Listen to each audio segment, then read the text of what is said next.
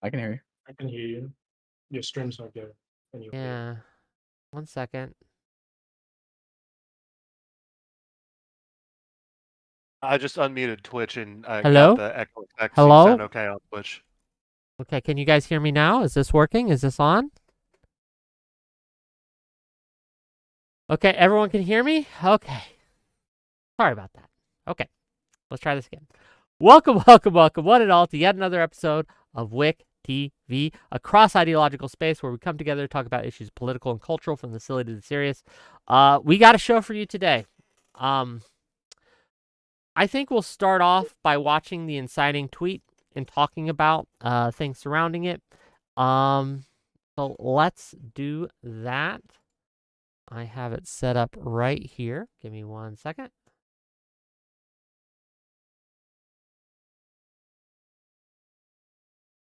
Yeah, I'll click on that. Click on that little go live thing, right? That little watch the stream thing. Okay, everyone seeing it? Everyone there? We can watch it together. It's only about a minute. Won't take long. Guys ready? Yeah?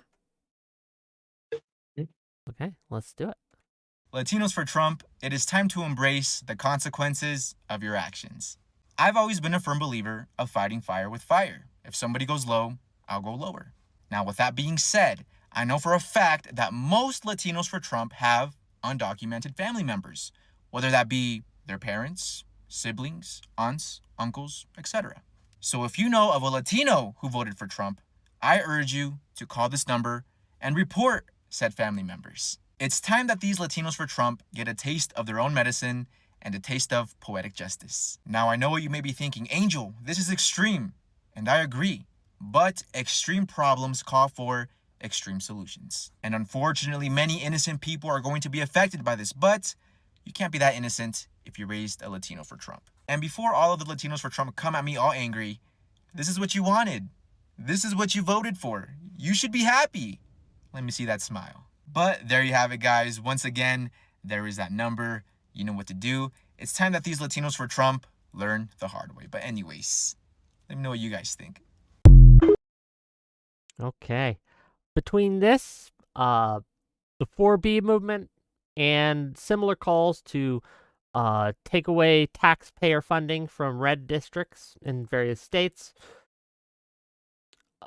it's a real question, right? Is this okay? What do we think of this? What do we think about, is this accountability or is this revenge?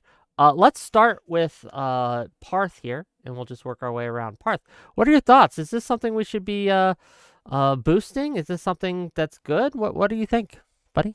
Go ahead.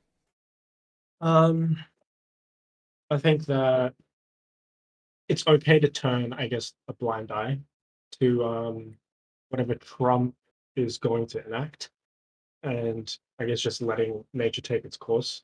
Whereas, like actively calling for funding away from red states, I feel like it's more spite and revenge driven.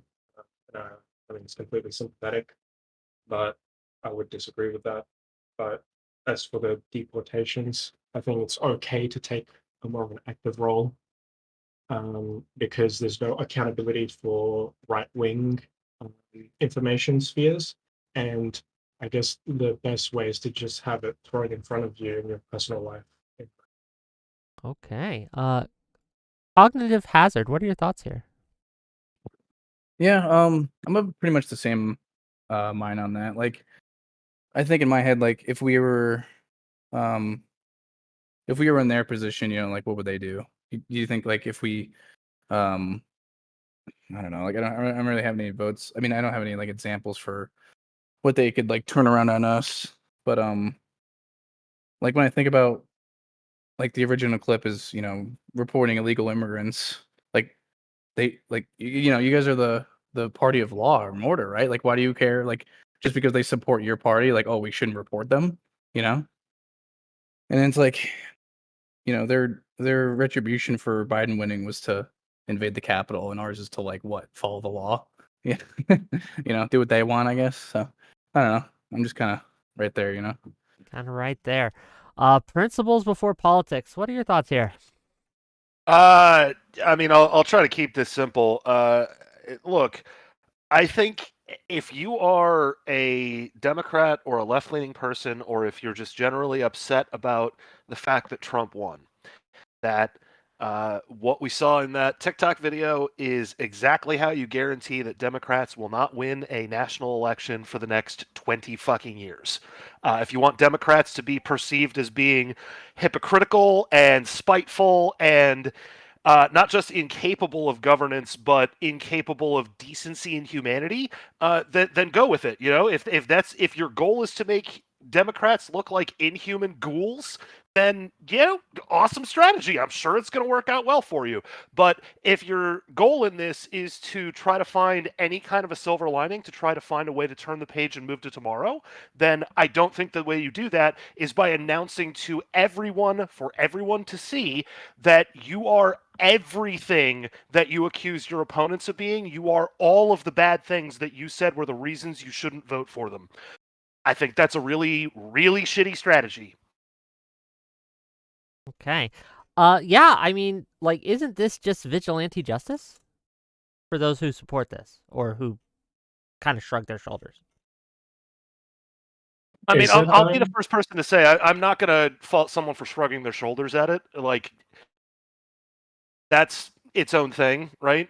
I'm talking about advocating for this. Like advocating for like calling ICE, or is it? Yeah, the way it was presented in the little video there was that it would be a good thing to specifically target people on the basis of two factors, one being illegal status and the other specifically being that someone in their family voted for Trump. Not even that they voted for Trump, but that someone in their family did. That is unbelievably spiteful on a level that I can't believe anyone is seriously considering is a strategy to pursue.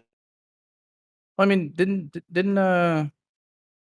like the right wing ex media guys like chase down people that basically call for Trump's assassination on Twitter and like post their addresses and post their work addresses and get them fired? Like, you know what I mean? But Like, don't we all agree that those people are shitty?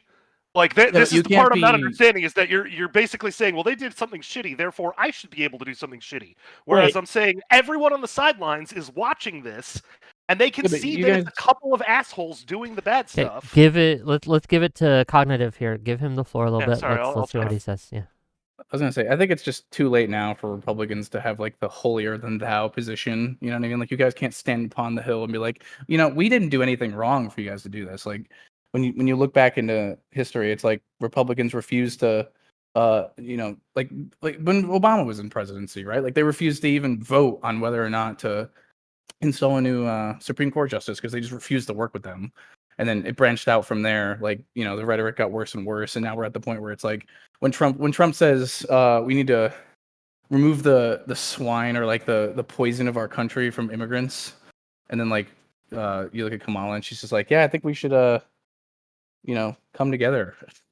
Like I don't feel like the rhetoric is on the same level there as to like, calling for bad things to happen, but it's fine. When the whole Republican Party does it, it's not a big deal. But when like a few fringe leftists talk about it, it's like, hey, that's too much, you guys. Chill out, Thoughts? Come on, let's. I don't want to talk over. I think the other gentleman hasn't had a chance to jump in much, but just as a quick point of clarification, I'm not a Republican. I'm pretty vocally an independent, and I also voted for Harris. So Yeah, I'm not there's- calling it to you. I'm just saying like in general.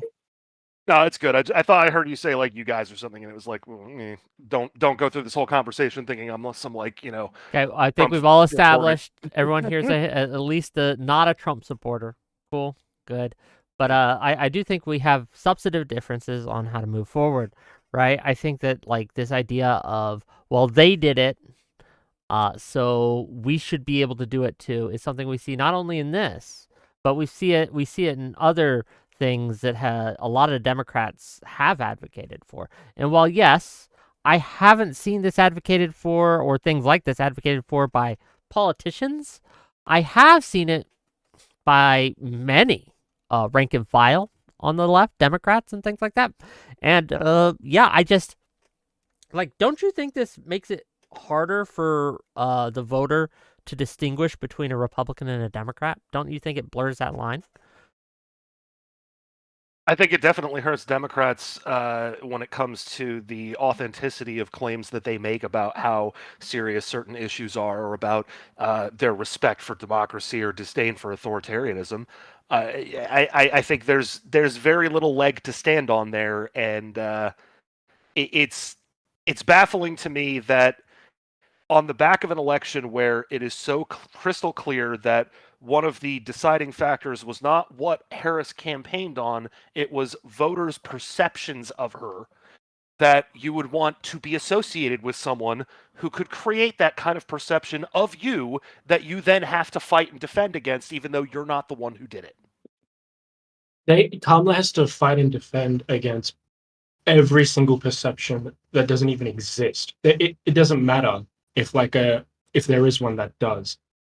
Like a new fake one will just be created by like the right-wing information spheres. That's ridiculous, anyway. though, because we know that there was that poll that came out that showed the 25 or whatever reasons why people didn't vote for Harris, and like every single one of them was predictable.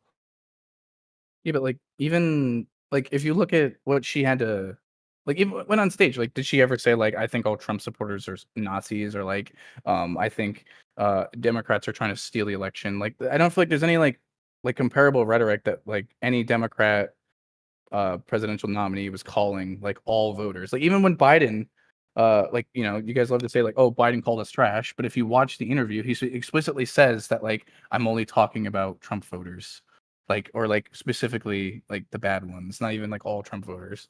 Like, you know what I mean? Like they disseminate, like just not like calling all Republicans trash.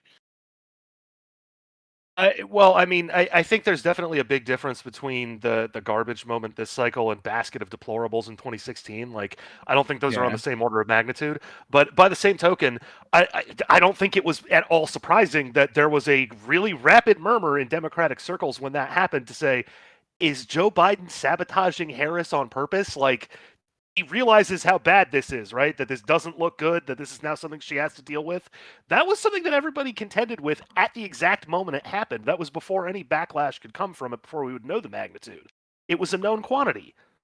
I mean, I feel like she was doomed to lose anyway. Like economically, like obviously Biden wasn't responsible for the inflation, but like he held the ball when it came to it, and like that's like if you look at the voting exit polls, like everyone's like, oh, inflation's a big problem. Abortion's on my mind, and like what was the I'm third gonna thing? quibble with you because the particular chosen response to COVID economically had to do with maintaining full employment, and basically by his own benchmarks, Biden's plan was successful. But one of the outcomes of it was a spike in inflation. Like again, all of that was predictable. Just To to say he's not responsible Sure. for it, I don't think is fair. just to kind of remind us, so we're not here to discuss why Kamala lost or anything, right? I mean, that's interesting side conversation, but I guess what I want to discuss today, I guess the core of it, right, is the concept that the gentleman in the video mentioned. Like, he says, when they go low, I go lower, basically. Fighting fire with fire, and that kind of thing. And whether or not that is a strategy that Democrats should pursue going forward. And why we think that, right? Why we think that, or why we disagree with that. And that's kind of the thrust of what I wanted to discuss today. Like, for example, should the Democrats, because this was brought up by Cognitive, I believe, should the Democrats stop or just do the same thing that Mitch McConnell did to Obama's appointment to Trump's next Supreme Court appointment? Should we do that same thing? Why or why not? Well, you wouldn't be able to do that because you don't have a Senate majority, but roll with me here, right? Like, assuming 26 comes around, we get a Senate majority. What then, right? No. I think you're confusing like doing this out of spite versus like doing it as an actual strategy to like make people realize that Trump support is like delusional. Like, it's a way to break the delusion. Does it matter if it's for me, spite at least. or not, right? Does it matter to someone's meemaw who ICE is breaking down their door? Does it matter whether the person who called it voting for it, right? If they're voting for it, right? Like if their family members are voting for it. Hold on, let him finish. Let him finish. Parth, yeah, finish your point. I'm sorry. Go ahead. No, it's fine. I mean, that was it. Like, if they're voting for it, why is there no way they can realize the consequences of their own actions at any point in time? We have to keep moving on and on. Like, the Haitian immigrants, why was that never brought up again at any point since, like, the week that it happened? Why? Why is it we move so fast, but we're still stuck on the 2020 election from the Republicans? That's crazy to me. Like, our tempo is completely different, and I think it's time, like, there needs to be something done. There needs to be a type of acceleration of like of the discourse in some way. Like, I'm not saying like we need to like not certify the election, but like, you need like some weird, like, you need like a shock to like give Republicans perspective on like the situation that we're seeing versus what they're seeing, because I feel like no matter what Trump does, what he says, or what like results of his presidency, like they don't believe anything Democrats point to, and like this is why we don't like him. They don't care about that at all. They're just like, oh, you have Trump derangement syndrome. Like they immediately have like a way to hand wave everything we say about them. So what do you think that's going to happen when they look at these things and they see a bunch of Democrats calling ICE on their meemaws and stuff? Do you think they're going to blame Trump for that? Better question. If Meemaw voted Democrat, how do you think she's going to feel about that? Because I think that's being wildly she's an illegal immigrant, right? So conversation. she didn't vote. So, but Okay, that's But fair. we're talking about the family members of the people who voted, right? Well, right, but that's why I'm saying, like, the way this was phrased a moment ago, Parth, and I apologize for putting you on the spot, but you were like, why can't they deal with the consequences of their actions? And it's like, those aren't their actions. We're talking about for Trump. We're talking about targeting the family of someone who, and to Wick's better point, that person can't even vote. I mean, do Republicans even believe that? Yeah, literally. Like, what do you mean? They think illegal immigrants could vote. They Trump think said that illegal Trump said immigrants that- support Trump. Yeah, That's they what said they that. think because they're sick of more illegals doing crimes. Yeah, They're Trump the said good that. illegals who don't do Trump crimes. Trump said that 3 million illegals voted this year. Like, after that, I don't know, man. Just I don't know. I think that's a really weird, really callous take on this. Because Donald Trump said something retarded, that means it's okay for me to target someone's family member who didn't vote on the basis of their family member's vote. I mean, Actually, oh, sorry, you can go, go Parth. ahead. No, you go. You go. Sure. I just wanted to ask, like, is there a line for you where like something where you just like sort of let your hand off the wheel? Let me try it Or this way. Principles. Is there ever a time, or is there a line, as our friend here was saying, where you think that we should target the family members of Trump voters? Absolutely not. I think it is.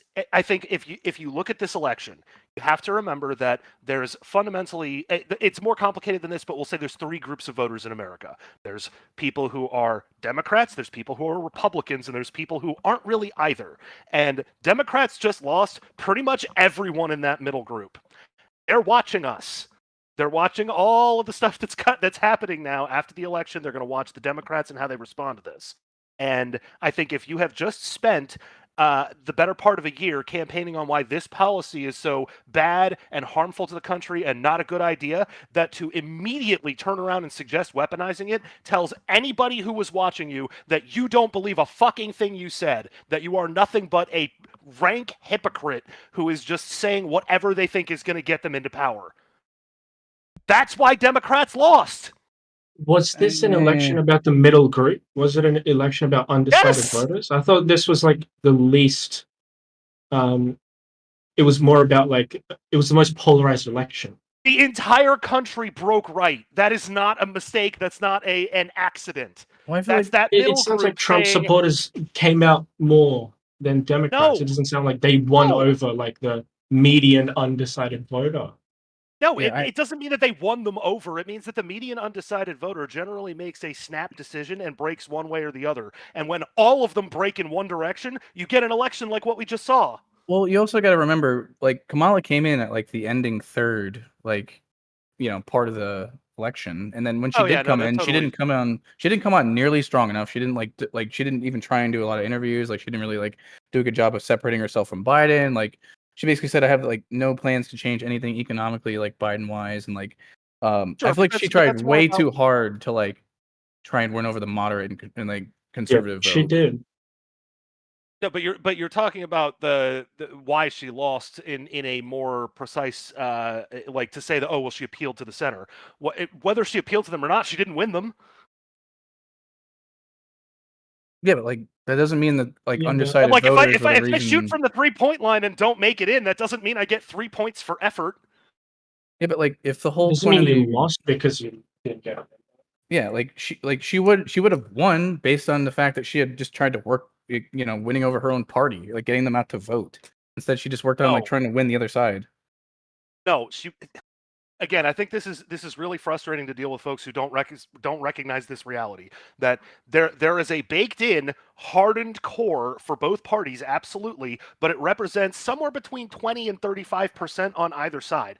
Add that up on the high end and you've got 30% in the middle. If you're being less generous, you've got 60% in the middle. We're talking about a lot of people who have very, very soft relationships to the political parties who don't look at these things the way that folks like you or I would. Obviously, we're on a fucking panel. We care about this more than the average voter does. The average voter is not that invested in it. And so, again, when you see them all break in one direction, it doesn't mean that Trump magically turned all of those middle voters into Trump supporters. It means that when they had to make a decision, that's the call they made.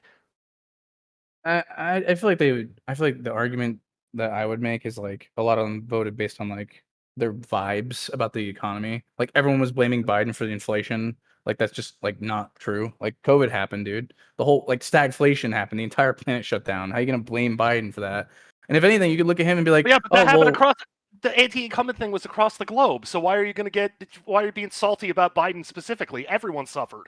yeah, but like not every incumbent in like every Western nation is gonna lose their election. A lot of them did, buddy. Okay, just to fact check, I think the the nation that has done the best was Modi's government in India. Otherwise, it's been kind of a incumbent season where they all lose, but to various degrees.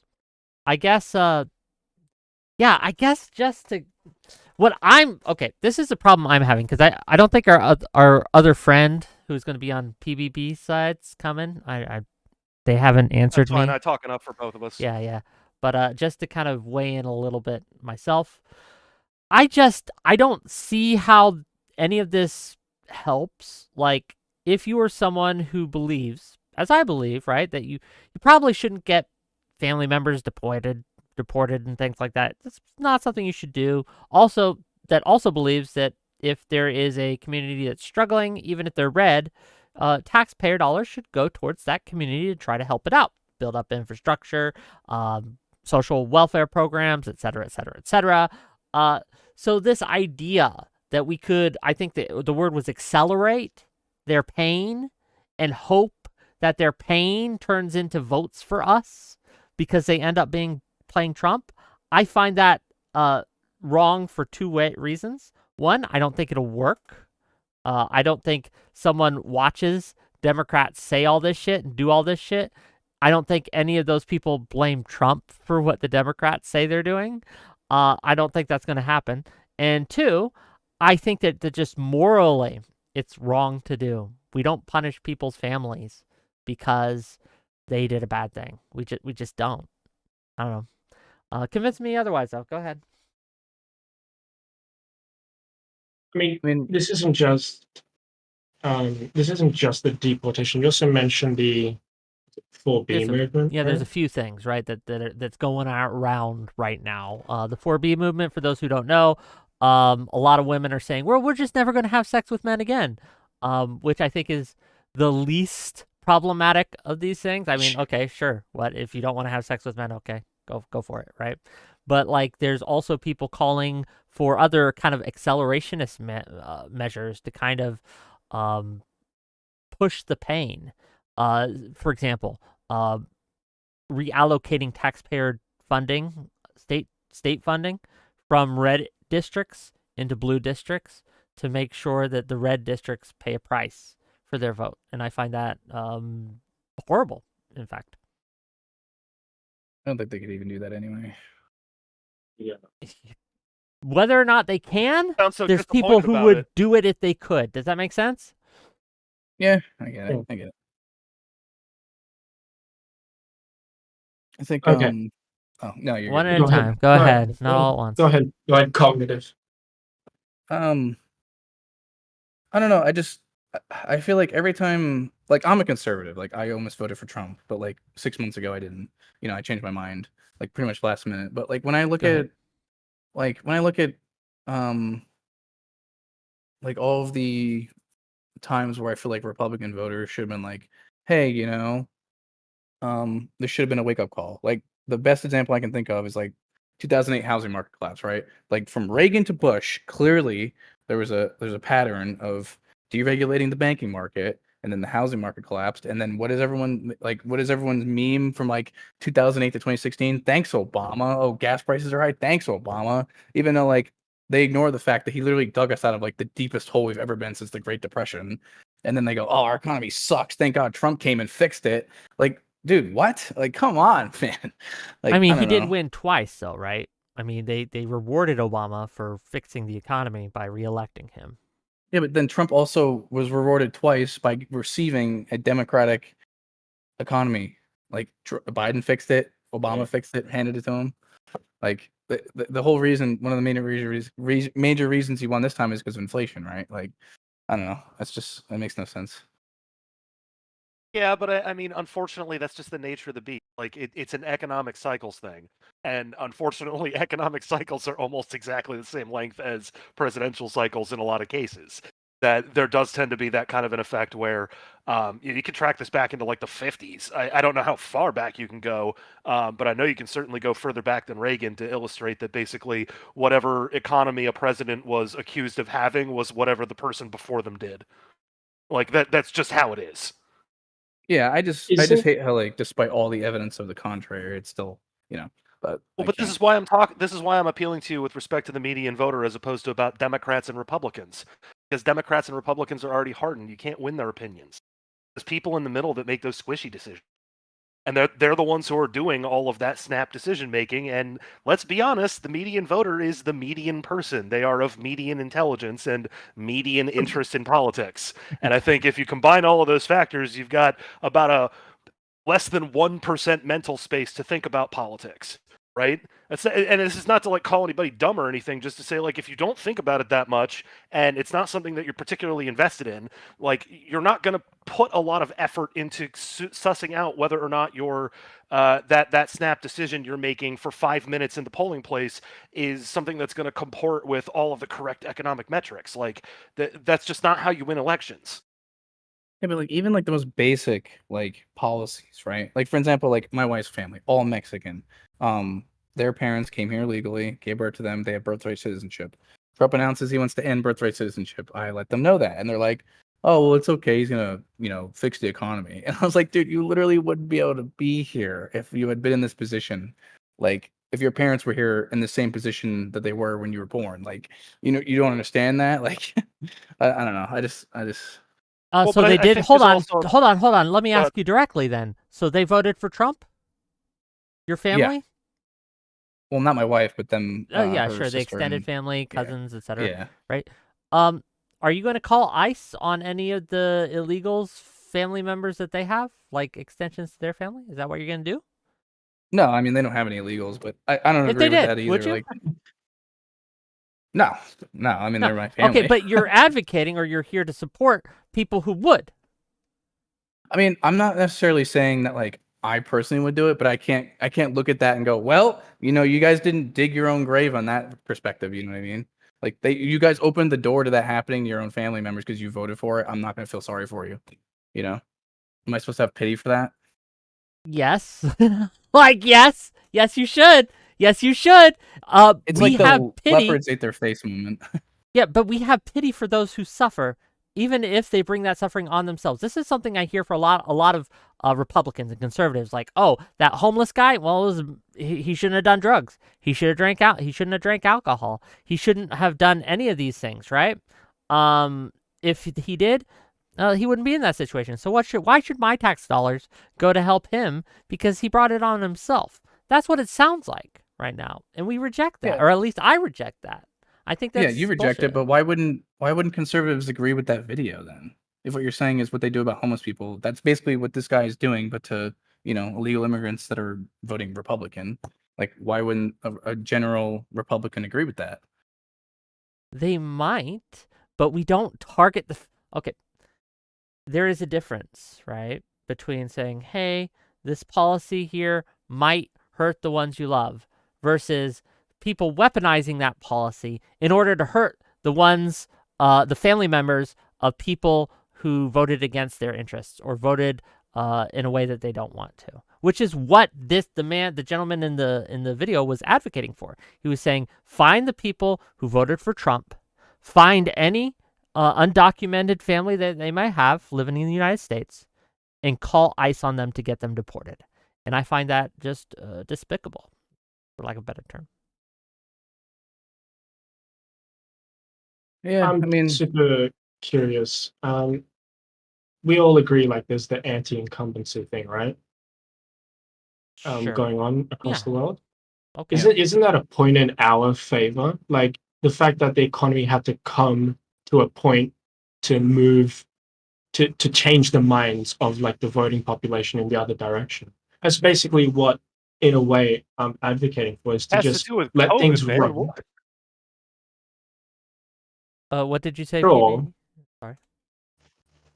The anti-incumbency backlash has to do with COVID. Like we were just talking about economic cycles and election cycles. Like pretty much if you were coming up for an election after COVID had been resolved, you probably got clobbered because of COVID. Like that's just how this works. And lucky for Biden, or lucky, unlucky, however you want to put that, he started his term like right at the beginning of COVID. So we haven't had a U.S. election since then, and he is getting his taste of what a lot of other leaders in the world have already had to deal with. The incumbency is lost because there was a perception that the of what COVID caused to the country was in part responsible of the incumbents in power. So they were voted out. People were not happy with different responses to the COVID, so Okay. they voted the So incumbency you out. would do All I'm that saying is on that purpose, right? You would do that on purpose. You would create a COVID-like situation while Trump is no, I'm not president saying I'll in create order. COVID. Well, I'm no, just not a saying that COVID-like situation where it. Again, you've used the word acceleration a couple times, right? So I'm just pressing you on Sure. this a little bit, right? Go ahead. You would make sure, like, if you could push a button and make sure that the economy sucked for everyone, okay? But it would also ensure that Trump doesn't get elected 4 years from now. Would you do it? Would you push that button? No, No. Why not? It I would would make sure push a Trump didn't get button. elected. I would push a button to enact all of Trump's policies. All of them. Yeah, that That's would do what it I for would you. do. Yeah, that would do it for me. So even His like the tariffs, worst ones that his you don't like. Project 2025, all of it. Not really all of it, but you know. Sure. But Project 2025, you would enact Project 2025 just to stick it to the Republicans? Um, If it gave him a wake not up all call, of it, but yeah, if it gave him, if, I would. It's major policies essentially. Trump's major platform. I would put it in place. But if you're the one who presses that button, now it's on you, and therefore, if it goes poorly where you think it does, wouldn't they just blame the Democrats? So if Democrats goes, haha, we'll enact all of Trump's policies right now, it means Trump didn't do them, you did them, I think and he can just- now basically look it back at you. Democrats are going to get blamed for whatever happens in the next 4 years anyway. So like, who cares? Legitimately, and it's a hypothetical. No Democrat would ever do that. I think he's just Yeah. saying like, Yeah. if you could, like, you know, how would Trump voters react to that? Well, Well, then you just to just start catch you up a doing- you do little, nothing. that's why. Just to catch you up a little, that's why. The main contention here, right, that we're going off of is many on the left have called for kind of this accelerationism. To again, the example that we're using is the gentleman who called for deporting the families of Trump voters, of Latino Trump voters, because they voted Trump. And I'm extending this to other areas, right? Like, would you, in order to teach Trump voters a lesson, destroy the economy to compel them to vote your way? Is that something you would do? And that's where we're here, right? Yeah, the answer is you should say no to that, because if you actually think that there's such a bad thing to vote for Trump, then you don't need to do anything. Then bad things should happen on their own, and then you can blame it on That's Trump. what I'm But advocating. if you're problem. saying that you have That's- to do, but if you're saying that I will report them, let's Democrats start doing horrible things to people. Well, that means if they know that, especially if you advocate it publicly, they're going to view that as Democrats are doing these bad things to us, not it's not because of Trump, because you're admitting that you'd be the ones doing it. And so thus Trump would get a free pass. Or if you just sit there on your hands and do nothing, if nothing bad happens to them, then they were right to vote for Trump. If something does bad happen to them, then they'll learn their lesson. No action needs to be taken.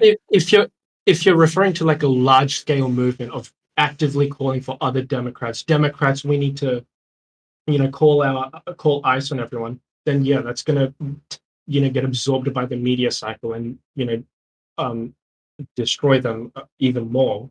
But I'm talking about like the principle of like calling of the action rather than like a mass advocation of Democrats doing it in a sense. If that distinction wasn't clear.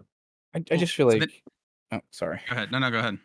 I was just feel like even after 2016, or sorry, after 2020, like all of the things that you could look back on that Trump promised that he didn't fulfill, either had an excuse from Republicans or were completely blown off. No one gave a shit about January 6th. No one gave a fuck about how much border wall was built. No one gave a fuck about the tariffs and how much they hurt our agricultural sector. No one gave a fuck about international relations, how that like basically stagnated and did nothing. Like, hey guys, we met with Kim Jong Un and shook his hand, but guess what? A month later, he fired missiles again. Like, it doesn't matter how much he fails because Republicans are just like I don't know. I guess they just don't care enough about the outcomes. So they need to be more severe for them to actually have a wake up call. As I guess me and Parth's position.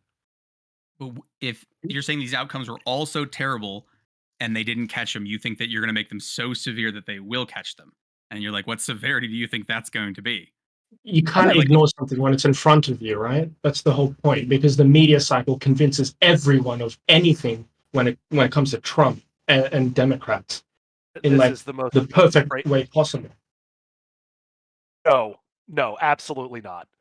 I'm sorry. This is something that's been bugging the crap out of me because we just witnessed 2/3 of the electorate was willing to vote for this guy, and I promise you, everybody and their mother and their 4-year-old son knows that Trump has the character of a slime mold. Everybody fucking knows this. Part of the It's problem. not just the character. Sorry, go You're ahead. saying that the news media is driving people's perceptions of things in a way where the media is controlling people's thoughts. It's the other way around. People are not interested in fucking hearing about Trump and his character anymore. It's one of the reasons that some of the more effective attacks on him, like January 6th, wound up being empty shells because we had already blown through all the gunpowder on 2 fucking impeachments that everybody knew were destined to go nowhere. The issue is that when you inundate people with orange man bad, orange man bad, orange man bad, that middle section that I keep trying to describe, they look at you and go, 1, TDS, 2, I'm done listening to you, 3, if you come back to me with something else about Trump, I'm going to assume you're just TDSing again. That's not coming from Republicans. That's coming from people who just straight up don't want to hear it anymore. If you kept the powder dry, then when you needed to say, look what happened on January 6th, you would move the needle. Well, hold on. I'm so confused. What's your solution exactly? Well, like, instead of calling like a spade, calling out Trump for everything he's done, you've remained quiet on the things he's done and saved it for the really bad things he's done. Is that? My answer is don't fill the news cycle with it endlessly for a decade.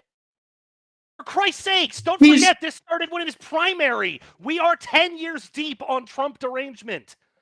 People who don't think that much about politics are well beyond sick of hearing about it. Don't you think that's It a has problem? nothing to do Don't with you your think that message people? at this point. It's oversaturated. They don't want to hear it. I mean, they're not even Why- sick of it because it's not true, though. They're sick of it because they just know it's true, but they don't care.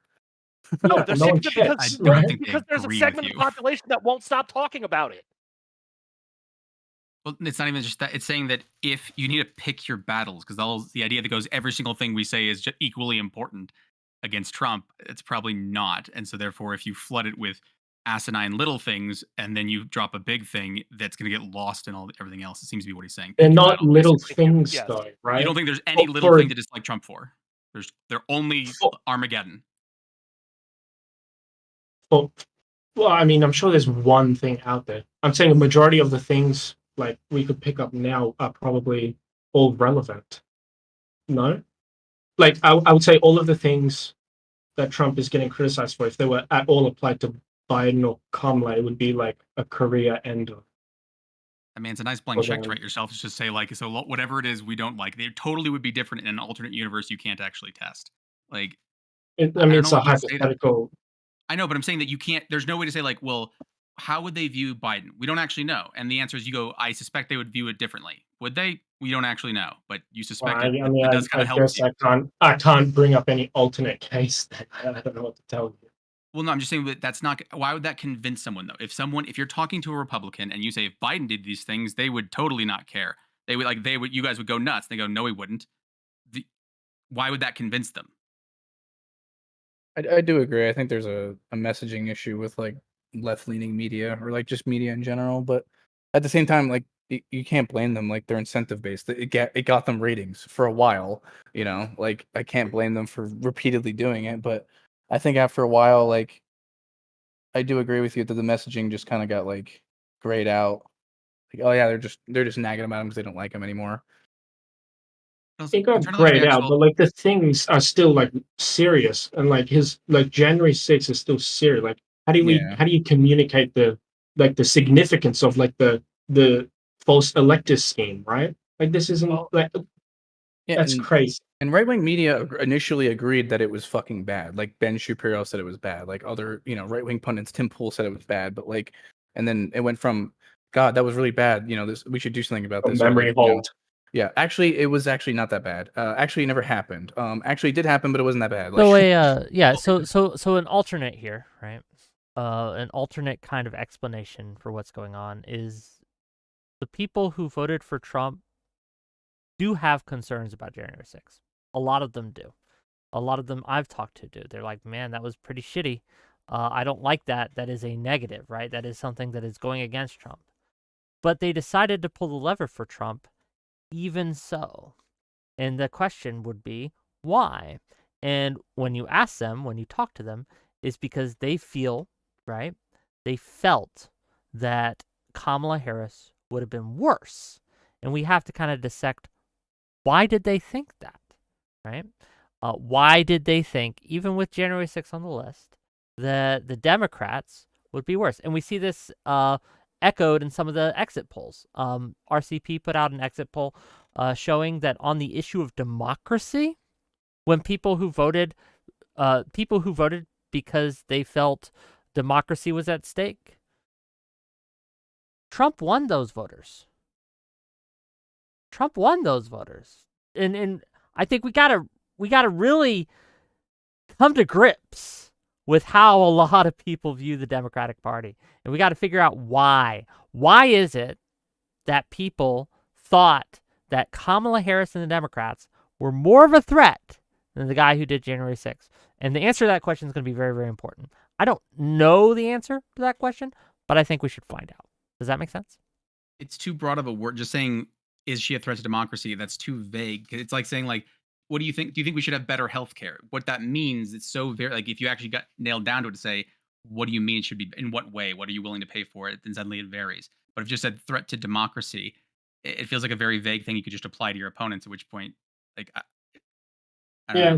it's a vague I question. tend to agree. It's going to depend on the specific, like, what's motivating that person to say that they're thinking about democracy, because I've heard lots of different takes on this, and some of them are left wing and some of them are right wing, right? So like the idea that somebody who agrees with Wick, or I'm only picking on Wick because he's the host, but somebody who is of the opinion that January 6th is like disqualifying, which I do. The idea is that that person's not necessarily sharing that opinion about the threat to democracy. They could be thinking a completely different threat to democracy is what they're concerned about. And I think you have to have the theory of mind to understand that there are other people who are looking at the total set of facts and assessing things in a different way, because I share many of the right-wing concerns that I've heard on this stuff. It's just that in my mind, January 6th is incomparably larger than those concerns. I mean, I agree in their with you. mind, it's not the same thing. I think that I think that we touched on something earlier, right? Because a lot of you were saying that a lot of the media attacks and us talking about how bad Trump was didn't work. And I think that the best kind of way to look at that is, are you guys familiar with the story of the boy who cried wolf? Right. I may have told this Never story heard about of 3 times on your channel, Wick. Yeah, No. it's a classic tale, okay, of a young man who goes out and says, "Oh no!" He's a shepherd, right? He's watching the flock, and he's like, "There's a wolf! There's a wolf!" And the whole town comes up running. They got their pitchforks, they got their hose, right? And there's no wolf, right? So, and the boy has a good laugh, right? And everyone's like, "Oh, whatever." And he does this like 3 or 4 more times, and the town's sick of it. They're like, "Fuck this guy," right? And then a wolf comes and starts eating the sheep and starts attacking the boy. The boy, with all his might, is crying, "Wolf, wolf, wolf, wolf, wolf, there's a wolf." But no one comes because he's been doing this for 10 years, right? He's been doing this for so long. One of the problems that the media has is that they have cried wolf on Trump so much, and they've done him a favor with this, right? They have made it into almost a meme, and they have called him a Nazi and other Republicans a Nazi. They've called pretty much everyone a Nazi, so much that when a lot of the people on the right, his advisors, his security officials and stuff, were like, "Yo, this Trump guy that we were working with, really bad. He's kind of like Hitler. He's kind of a Nazi-ish, fascist guy." Like, it wasn't the Democrats calling him fascist, right? It was the Republicans. It was his security advisors and stuff. No one believed them because, well, Everyone's been called a Nazi. I've been called a Nazi, right? Damn. Does that make Here's sense? a question, Wick. Go ahead. Do you think if Democrats started implementing communist policies, like it would be a similar Boyd Caldwell situation? Yes, I do. I think that there's a lot of like people who Kamala being accused of being a communist is not what lost her the election. No one cares. No. I was gonna say, do you think so remember how between 2016 or sorry, the 2020 election, like leading up to it, like Fox News, all these right-wing media pundits were like calling about voter fraud. There's tons of voter fraud. January 6th speech they had, Rudy Giuliani goes on stage, says there's voter fraud. Both of them are sued for defamation and they have to admit in those defamation lawsuits that they lied. Fox News has the largest corporate settlement ever for lying and admits that they lied about the voter fraud. There was no repercussions for that.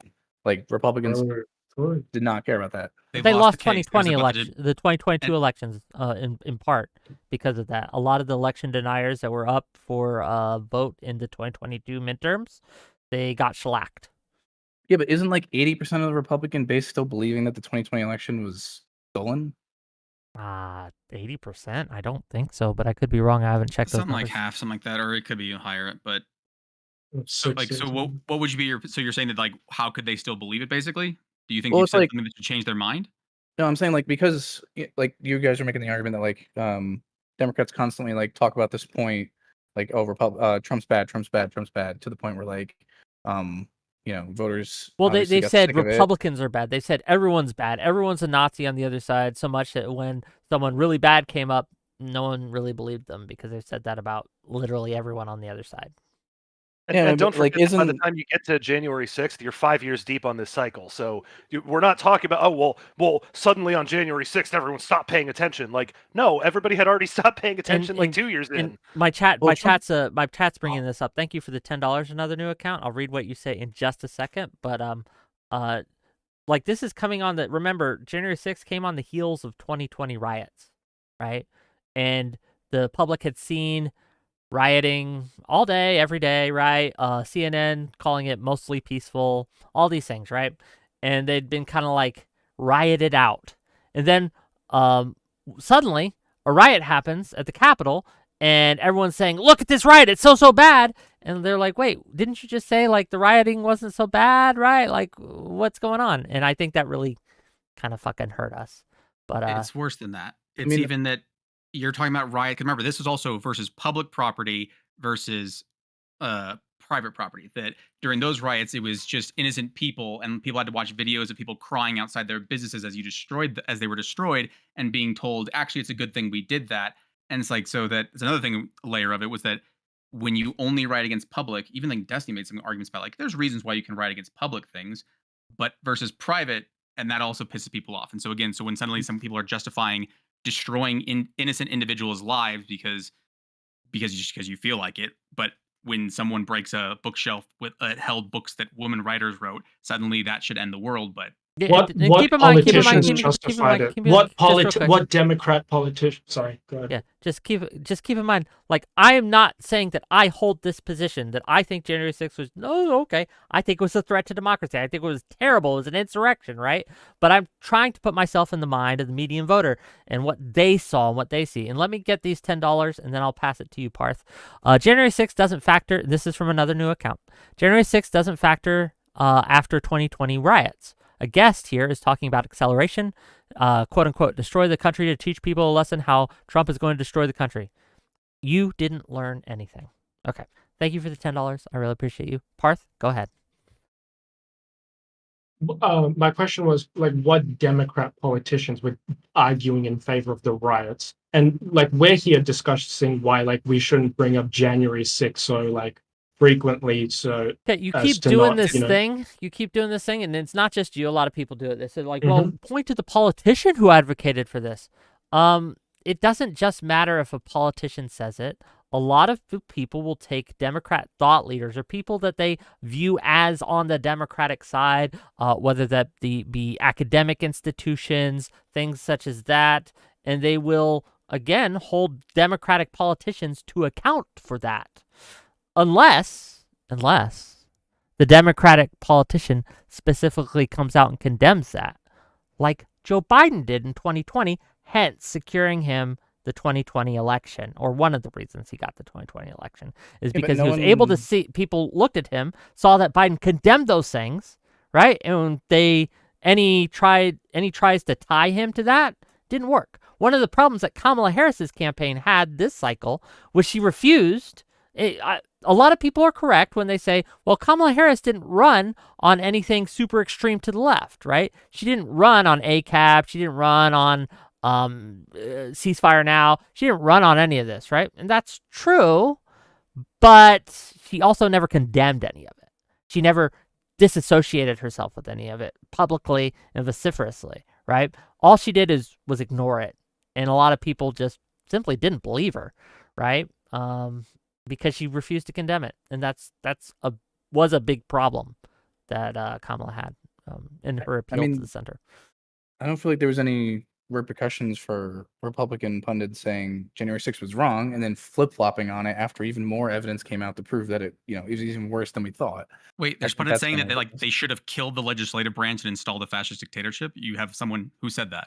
Who said no, yes? I'm saying they said originally that it was bad. Like Republicans across the board, like Ben Shapiro, all the talking heads, Tim Pool, like you name it. They all said this is bad. This shouldn't have happened. But then as more information came out, they changed their minds on it. Like why would they reverse? So now they do. So the reverse position would be saying they should have broken through and killed our legislative branch. You're saying that there are pundits that advocate that say after I've learned about it, you know what? They should have killed Mike Pence. You're saying there's pundit who said that, or a politician who said that they wish Mike Pence had died that day? No, instead of saying it was wrong, now they just say like, oh, actually it was Dave Love. Nothing happened. It was just a riot. They got out of control. Like there was no deeper meaning to it. Well, the thing is, a riot getting out of control is still a bad thing. They're not saying it's a good thing. But they refuse to. But they refuse to connect it with the elector scheme. That's what I'm saying. They're saying that they disconnected from the elector scheme? I don't think they even discuss it. Exactly. Yeah, they don't bring it up. Like they don't bring it up. That's also a problem. Why would they discuss the things that you want them to discuss? Like I don't understand why you think they Well, would. I'm saying there's no repercussions from their audience from purposely ignoring a topic. But when Democrats do it, everyone points at them and goes, "Look what they're doing, guys! They're purposely ignoring this." Do you have any few people even understand the elector scheme? That like it's unbelievably small. So the small percentage of people that even know anything about it, so the thing is, why would they cover something that no one even knows about? Well, obviously they're not going to cover something that's not in their interest. But I'm saying like. Not in their interest. I'm saying not in the public. No one like that. The public doesn't know anything about it. That the number of people who know anything about the elector scheme and that the amount of information you have to give them to even get them to understand it is pretty low. And so I don't know why a pundit would come out and start talking about something that no one understands anyways. Like, but you're saying like they should be talking about it. But I'm saying, what would they say to a public that doesn't know anything about elector or even how our electors work? I mean, it's not really a hard explanation. Yeah. Just real quick, I'm sorry. $5 from Oreguni. I think that's how you say your name. I'm a little confused. Unless you think non-citizens, quote unquote, are on criminals or voting, then how would anyone who voted be eligible for deportation? Thank you, Wick. So they aren't. The people who voted aren't eligible for deportation. But the claim is that they, Latinos for Trump, have family members who are. And so because they voted for Trump, you should call ICE on their family members who are eligible for deportation to get those deported. I hope that explains it. I'm sorry. Ball's back in your court, Cognitive. Go ahead.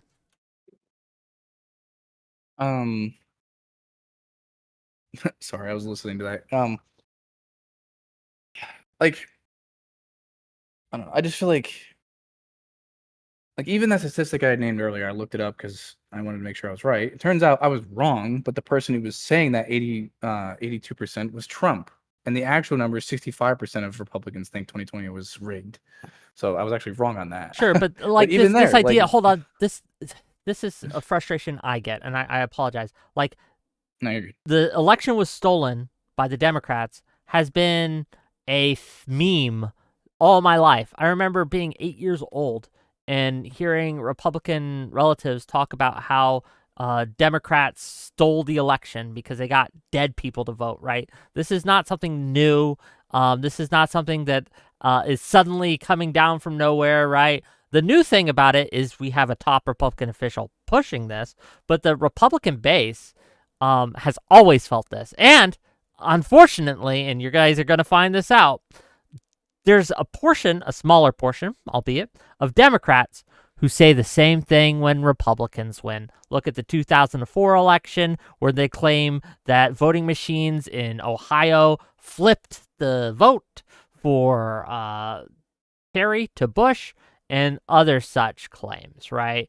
Like, this isn't something that's unique, though I agree the Republicans are inundated in a way that the Democrats aren't. But still, it's enough for it not to be a very effective difference maker in a voter's mind. Does that make sense? The degree is probably far different in terms of what happened in 2020. In terms of voter fraud is far different than the level at which we, because I would say, yes, there's always a claim of fraud every single time at some point to some level. But I don't think the degree was as high as 2020. But I also don't think that we've ever had a situation, because of the way COVID worked and the way we handled the election that year, it was so bizarre in all avenues that people don't take the severity simply going like, oh, it's because people were more unhinged. They go, well, no, it's because the situation was that called for a higher level of scrutiny. At least that's what I hear from conservative family members. And let's not even begin to discuss the 2000 election, okay? Right? Let's not even begin, okay? Right? The amount of Democrats who still feel that was stolen, right? Yeah, there's still people who think that Gore actually won that state. Fahrenheit 9/11 was a whole ass movie. They didn't get a recount, though. Yeah, they didn't get a recount. Florida never got at a that recount. time, there was a group, what is the organization that actually did Trump a full got recount? instant recount. Well, no, you pay for an amount of recounts, and he was trying to recount specific counties. But the problem is, it wasn't even a recount. Their claim was that like the actual ballots were missed. Like, so it wasn't like, let's count them again that you did wrong. It was the whole, like the Chad thing or the way the butterfly ballots. If you recount a butterfly ballot where the person mistakenly voted for the wrong person, you're going to recount it wrong twice. It's not really a recount. You wanted to take vote because the actual recount was Bush actually won there, and the issue was that if you actually what he would probably want to do is to re-vote the place that did butterfly ballots to see if he actually won. Look, I'm not trying to say that like these things are like equal. They're not. And obviously, Republicans are far worse on the issue of calling elections stolen, especially recently. But again, we have to look at like, is this enough? Is it enough? And we've moved so far off the question of the panel though, right? Like causing pain to our political opponents to get them to vote for us seems just wrong to me. I don't know. Seems just wrong. It seems just wrong to punish the family members of people because one of their family members voted for Trump. That just seems wrong. They want them to suffer the consequences. They believe that their choice was wrong and they should suffer consequences for those. Okay, but those consequences will come without us. Like, yes, that's my position, yeah. There's a quote from the Bible. Forgive me, right? But there's a quote from the Bible where Jesus basically is saying it must needs be that woe must come, but woe be unto he by whose hand it cometh. Right? Like, yeah, the consequences will be consequences because Trump's policies are Trump's policies. But if we are here trying to play accelerationist, trying to say, well, no, like the amount of harm Democrats are doing when Democrats say stuff like, I hope you get raped and have to carry your baby to term because Trump won't let you get an abortion. I hope that happens to you, right? Like the amount of like fucking harm that people are doing is a lot. There's a lot of harm that happens like that. And I think we have to acknowledge this idea of Democrat, because there's a lot of Republicans out there who think the Democrats hate us and they want us to feel pain, right? They want us to suffer. They want us to die. That's the thing I hear all the time. Don't play into it. That's all I'm asking you. Don't give them what they want. That's what they want. They want you to do this shit. They're still going to continue saying that even if we do or don't play into it. So Yeah, but would you rather defend your honest reputation, or would you rather defend the caricature that they've painted of you that you have then walked into? If you're saying, like, as Democrats are always defending their character, though. everyone's always defending their character. There's no one that doesn't defend their character. No, the I point that have I'm an making easier is, time. Wouldn't- Hold on. wouldn't- I have an wouldn't easier time defending against charges of pedophilia or whatever than Matt Gaetz does. And there's a reason for that. It's because Matt Gaetz has credible accusations against him, right? That he had sex with a 17-year-old, right? And I do not. And so I have an easier time when some chud comes in or when some weirdo comes in and tries to like, you look like you don't go, like you shouldn't be in 100 feet of the school. Like I could just brush that off. It's easy. It doesn't stick, right? Matt Gaetz, however, has a bit of a harder time pushing against those accusations, right? Yeah, but he's also held if- to account to that by a different group than his own. Like, there's no one in the Republican Party who does this for their own. To your satisfaction. Yeah, I was gonna say that's not true.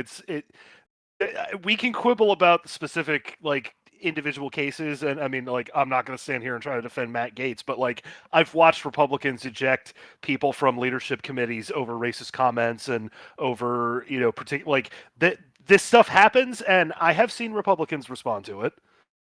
Maybe not to your satisfaction, but they do. Because again, the consequences aren't going to be based on things you think they should face consequences for. It's going to be things they think they should face consequences for.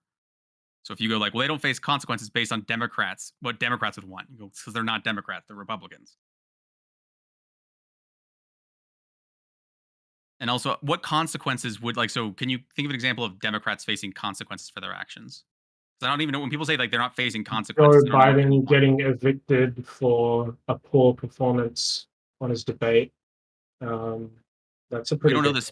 We don't know the specifics of that, because the thing is, he was originally saying he wanted to be a one-term president. We then had to make a decision to say, did you want to run do you want that incumbent advantage, or do you want to run a primary? And their thought was, we want that incumbent advantage. But then there was a point where it says there's a tipping point where they say, okay, maybe that incumbent advantage isn't going to help us now, and they decided to pull this play. The question is, we don't know behind closed doors who said what to who. We don't know how much Biden was like, okay, I should do this, because also, why did he suddenly I'll become a two-term president after originally saying he wanted to be a one-term president? I don't even know what changed his mind on that. It's just we don't have it behind the He doors. wasn't going to run as well. He didn't want to run for this election cycle either. I don't could be recall. I right. think Could be all I know making is that up. only thing I know is I think he announced his like he was going to run again in like 2022 as a like. So I don't know if we had a confirmation, but it's just more of saying that I don't know I don't know how Biden was facing a consequence, because I don't know what happened. I don't know why the reasoning behind why he dropped out is not true. We don't know the real answer. So I don't know how that's him facing a consequence. Well, thank you for the $5, Majin. The $7 actually. $5 to say, yo, Wick without the beard, goated. Well, I'm glad someone likes it. And then $2, keep this look. You look like a new young man. Well, appreciate it. I appreciate the money. I don't know. It's this thing, like, I understand that there is a frustration in the Democratic Party. I get it, right? We just got crushed. There's no bones about it, and it sucks because it was an important election, and we thought, oh man, like, how could we lose to Trump after all the bad things he's done? And that's why I thank you for the gift subs. I really appreciate you. And that's that is a question we have to ask ourselves, right? And that's a question we're going to be arguing about for a while. Why did we lose? And my contention today is that videos like that Latino guy, or the Latino for Trump guy put up, or the guy who's calling for deportations or whatever, that's why we lose.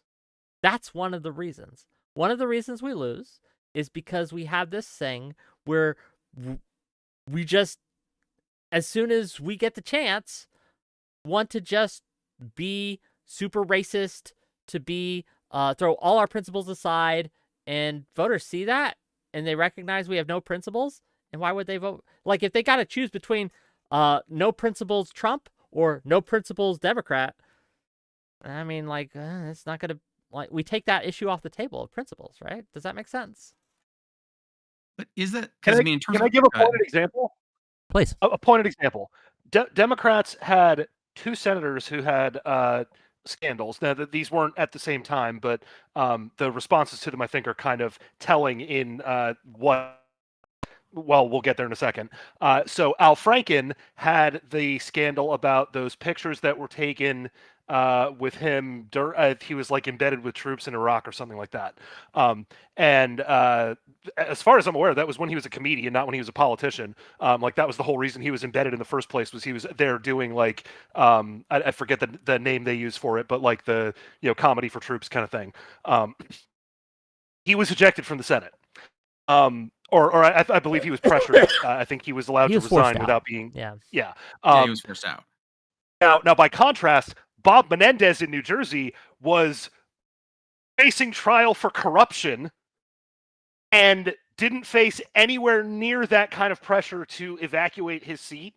And this was quite recent in terms of might have pushed the needle on the authenticity of Democrats' claims to be concerned about, corruption or bad dealing in government. It's kind of hard to play the Jared Kushner card when you've got the Bob Menendez card in your hand.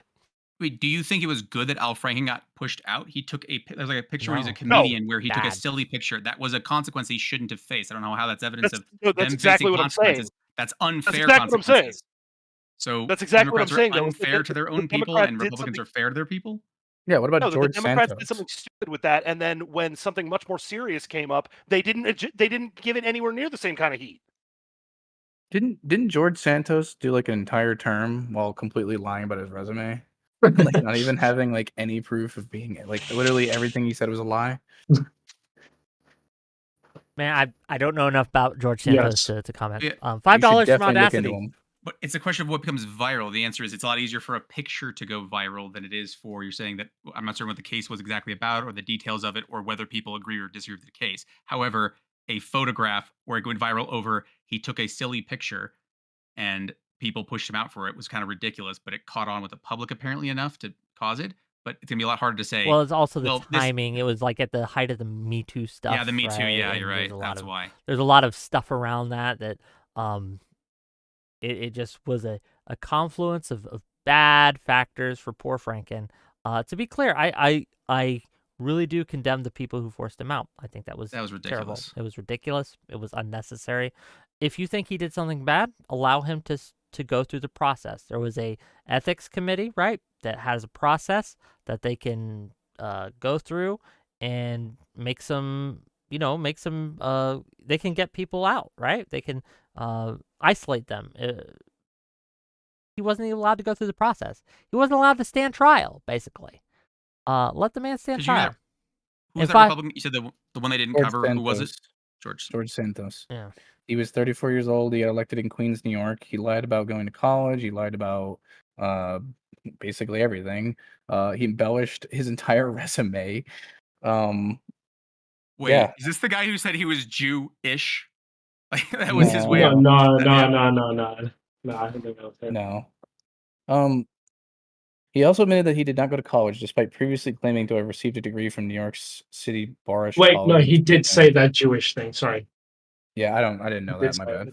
He lost his election. What are you talking? Like, no, he won. Like he won the first one, but he obviously got here's ousted one. the second time. $5 from Audacity. Say I love Jews. Well, thank you for the $5, and then €5 from Rizius. £5. Here it is. And it says, well, I think Democrats need to change their game plan. I also think European and Canadians need to shame every American as a pro-sexual assault for voting for Trump. So thank you for those $5. Can I make a point though? Oh yes, please. After George Santos was literally revealed to be lying, Republicans still voted to keep him in. Like they had. I'm trying to see what exactly, because the thing is, like I said, the only thing I recall about him was that he said like, well, I never said I was Jew. I said I was Jew-ish. That's all I recall about him. So the other thing I'm wondering is like, and this is not to defend the lying about his resume, because my comparison point was a guy who was being investigated by a federal attorney for fraud. But in the case of Santos, was there anything beyond just falsifying his credentials? Because this is like, you look at fucking Roy Moore in, what was that, Alabama, I think? Mississippi? Don't quote me on that. I remember it was Roy Moore. Like, when people are confronted with, I have to choose between two people, right? And I think one of them has good policies but atrocious character, and I think the other one has atrocious policies but good character, they're going to vote for the policies pretty much every time. Also, just on if the decision point on the is Santos just thing, like he was expelled. Yeah, after three votes, which 2 of them he survived. But he was expelled. So he did face consequences. Yeah, but why does it take 3 votes after he was already revealed? The And him Republicans admitting control the that he House, don't they? lied. Wait, He had it's not. They can face the same consequences, but if it wasn't on the same timeline. the difference was he admitted to lying, and they didn't oust him until after a 3rd vote because more and more stuff had to come out. And he also pled guilty to fraud, by the way, and identity theft. Yep. Oh wow. Yeah, he's a And only then did they oust him. crazy guy. Okay, no, I agree. Like, but they did oust him. Is the point, and that's what Yeah, let me see Republicans here, would say. so- He did face consequences. Yeah, but like, if that had been a Democrat It's a and like this had standard happened, choice. you know what I mean? What How- about Bob Menendez? How long did it take Bob Menendez to get expelled? Oh,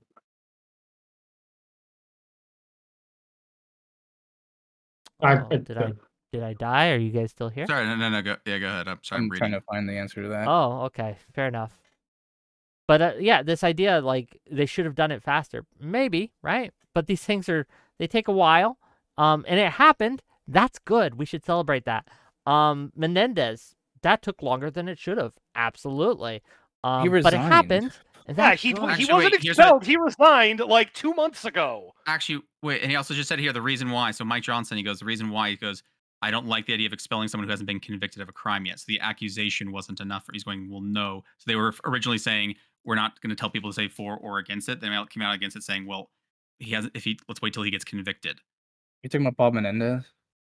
Yeah, although this is looking at Santos. I'm But what sorry, was Bob he was- Menendez he one? was- Well, the difference is that Santos admitted to lying prior to being convicted for that. Like he admitted he had lied about the college. He admitted he had lied about a bunch of other stuff. Are those criminal Wait, I don't know if there's a criminal conviction for that. For Well, lying about the college you went to. Yeah, but like he lied about going to college in general. Like he didn't do any of that. He lied about literally everything and admitted to it. And then got convicted for fraud afterwards for like campaign funding stuff. Like wire fraud, money laundering, theft of public funds, and making materially false statements to the House of Representatives. And so the thing is, it simply said So that Menendez was indicted originally in 2015. When did he And for the resign? record, he was accused of being a foreign agent, and he was allowed to retain his seat in. Menendez had insisted after the July 16th verdict that he was innocent, and on Tuesday in his letter promised to appeal all the way. Yeah, when did Menendez resign? August 20th. In August. Of this year? Yes, of this So year. from 2015 to today, how many years is that? How many years is that? By the way, Even after the I'd verdict. like to point this out. He resigned in August. He was fucking convicted in July. Yeah, he waited a month. Like, this is what I'm talking about when I say, like, yeah, I'm not saying the George Santos stuff is good or, like, defensible. What I'm saying is Democrats don't have a leg to stand on. They do the exact same shit. I was just saying, like, because it's hard to the whole, like, people don't face consequences. I don't think people have a really good scoreboard here of how many people really know all the potential negative things and consequences thereof to count them up for the past, even let's just say 3 presidencies or like past 20 years. It's easy to point at the current ones and the ones you're upset about, but it's like each one has to be looked into, and each one goes, there's more details, and that's also why people don't necessarily believe you. Because if you just say it to someone, they're not going to be convinced because their thought isn't that you're lying. It's either you're wrong, there's something you're missing, there's more details, it's not as bad as you said it is, something like that. And so they're not just going to concede you just because you inform them of, like, just because you declare something. I think even George Santos was like a bigger story because he was like the first openly gay Republican to get nominated or whatever, and then it turned out that everything he was saying was a lie. Did you lie about that too? We found I don't think so. We found him with a girl. I think that's the Yeah, He was Oh yeah, getting he my was line one. On a date with a girl. How dare he? He Yeah. spelled. He straight DEI'd himself into the Republican Party. I don't know. That's I think bad. that like all this idea of because I've heard this, and I know it's not just from you two, right? But I hear this over and over again, like, oh, the Democrats, we tried being nice and being virtuous, and it didn't work. So now we have to do what the Republicans do and go low. Ha ha ha ha. When were they I don't nice? buy it. I don't think it's a good idea. Not just morally, but like strategically. And I think a lot of people are basically shooting themselves in the foot with this kind of rhetoric and with this kind of wish. Like, can you imagine being a person who's like, who isn't mad because Republicans did a thing? They're mad because they didn't do it first, right? They're not mad about the all the shit that Republicans do and things like that when they lie. They're just mad that no one believes their lies, right? Like it's crazy. I just think Democrats are getting tired of having to always be the bigger person, and like Yeah. especially now when like all we're in the information age. We can know more about like past events and like draw a bigger like line proving like this side lies more. You know what I mean? Like it's just more information and basically like give people Always the bigger. Is it? I don't know if that's true. The guy is when. Can you give me some examples? Like, I can think of off the top of my head. I think like, well, they're not publicly saying that they're going peaceful transfer of power. So that's one. But the question is, do you want the alternative? Did you want them to go, no, now we're going to try and kill Vice President Harris? Would that be the preferential? Do you feel like you're really that big of a person for not killing the vice president? No, I'm just saying like when I'm saying like how these people probably feel is they look at like the track record of Republicans and Democrats and they go, okay, well, let's look at like a broad, who took more responsibility for what happened and like what was the fallout from their constituents. And people probably look at Republicans and go, wow, I really wish they would take more accountability. Do you believe you know the track record of them? Or do you people in this call, do you guys think you know the track record of Republicans and Democrats in terms of like having to like be the bigger man and things like that? I mean, I'm more familiar with like the economic side of it, but like not really the like legal stuff. So like for example, actually go ahead. If you got it. No, go ahead. Like, can I just actually get an answer? Do the three of you, do anyone here think they have an idea, a track record of Republicans and Democrats, so they can say like, well, I have a good handle on this, so therefore I can determine that Republicans are always getting away with it and Democrats never get away with it? I think I have enough of a handle on it to say that it is absolutely a reciprocal thing, and it's something that's been brewing through specific individuals over a period of up to about 30 years. It's been a complicated process. But if I'm trying to give an honest answer to what you just asked, I do think I have enough of a beat on it, but I don't think my answer to it is that there's someone in particular to blame. I think it's been a case of a lot of marginal stuff, places where one party felt strongly and the other party was a little surprised that the other party felt as strongly as they did, kind of taking umbrage at that and then retaliating in kind. And those margin cases got wider and wider until it's a lot of the agenda. What I thought we were talking about like the accountability. Oh, I'm Yeah. going like So for like with all of this, that all Republicans of this. keep doing things and getting away with it, and Democrats like are either not doing things, or if anything happens, they don't get away with it. Like when I Because think about they like give big scandals, right? I think about like Watergate and like the 2008 housing market collapse, like who caused that, like stuff like that. Like Republicans aren't like, I don't know. I feel like, I mean, obviously Nixon resigned and was pardoned, and like Bush and everyone up to Reagan kind of doesn't get blamed for it. Maybe they do. I don't know. Not by Republicans. blamed for Nixon, or sorry. No, I was gonna say for the economic problems. Well, you need to convince people that it's their fault that the economic problems exist. If Who here it's is their voting fault. because of like? Hold on, no, I think we're going off the beaten path here. Who here thinks that in 2024 people were considering Nixon in their decision? Not one voter. No. Was like, let's go back to Nixon and kind of trace this log of tit for tat, and I don't know. I'm saying like that's why I'm saying like that exact thing right there, like Nixon having to resign and like getting pardoned so he didn't get he wasn't held accountable for what he did. Like Obama cleaning up the 2008 housing market collapse, and then immediately Trump taking all the credit for the economic boom that happened afterwards. Like that's what I'm talking about. Like Democrats look at that and go, "Wow, look at that! Republicans get another W on the back of a Democrat cleaning up a problem." You know what I mean? I think that's like where the Because sentiment they don't comes believe from. they cleaned it up. Because the alternative, you flip that, then you'd be saying that like that it was, if you let's say flipped Obama and Trump, then the response would simply be saying, well, Trump did terrible, and then things started taking off once it was Obama. You go that he inherited good things from Democrats, and that's why people like him. But under Democrats, they're inheriting bad things. So you could say the same thing no matter which side it's on.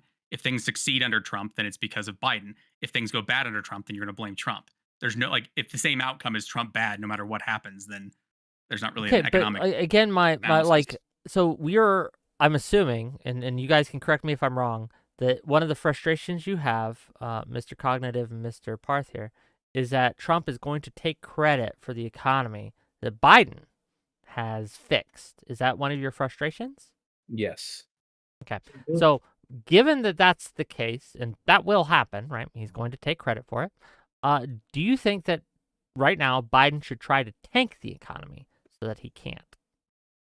No, No. I do agree with the sentiment that like we shouldn't, dip down to their level, but I just wish at some point like something would happen to like give them a big enough wake up call to kind of like review or like look back on these things and go, well, now I get why the Democrats were like that, Wait, so I'm just worried. if for the next 4 years the economy tanks, you are all going to say it's Biden's fault. No, I'm saying when that happens and people try and blame Biden, or sorry, if that happens and they blame Trump, then that would be a perfect scenario for me. I'd be like, look, like No, they're but I'm finally saying that trying you to. personally would feel that it was Biden's fault. So if the economy doesn't go well for the next 4 years, you'd say that's because of Biden.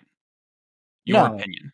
I'm saying if Trump touches nothing right now, like GDP wise, CPI wise, inflation wise, unemployment wise, we're looking great. Inflation wise, we're looking great. But like if Trump comes in and changes a bunch of shit, and then a Democrat takes over, they're gonna blame that following person because there is a lag, right? Like Well, there is to a say lag there either for way then. So if it's good under Trump, it's because of Biden. If it's bad under Trump, it's because of Trump. If it's bad under Biden, it's because of Trump. If it's good under Biden, then it's because of Biden. Well, how about this, right? Trump won this year. He does his own policies, right? And it starts to fuck up the economy. If another Republican wins somehow, that would be like, I hope, a wake up call to Republicans. So Biden did no policy for the first 3, because I mean, cumulatively over Biden's term, there was like what 20%, 21% inflation. Under Trump's 4 years, it was 8%. And Yeah. how is that? But he didn't do any policy, like so. But why does Trump get blamed for that? No, Wait, did Biden not do policy during his 4 years? No, I'm not saying no one is blaming Trump for the inflation under Biden. But I'm saying the difference is that when Biden fixes that inflation, Trump gets to take the credit for it.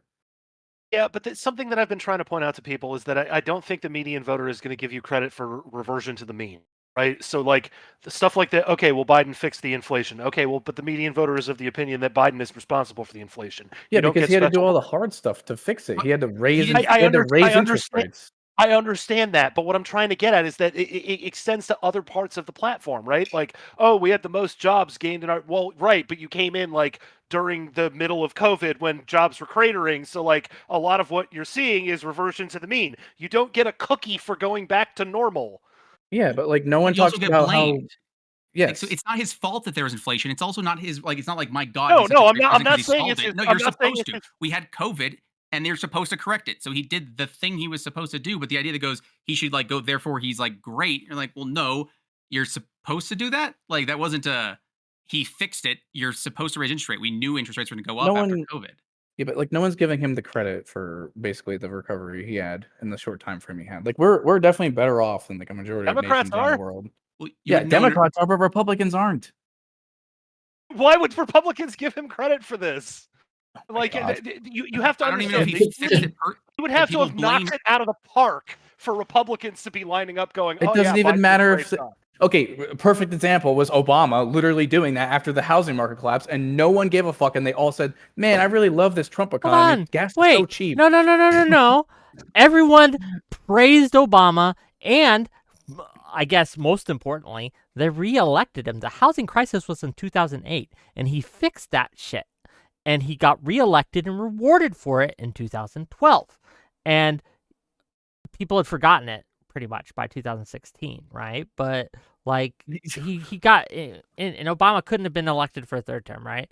Like And it did yeah, I kick just off a Republican do you think- counter, do you like, think- that was where the Tea Party started, right? Because one of the inciting events of the Tea Party was the TARP bailouts. So like there was a backlash there. It's just that, again, it was in the opposite party, which is what you would expect it to be.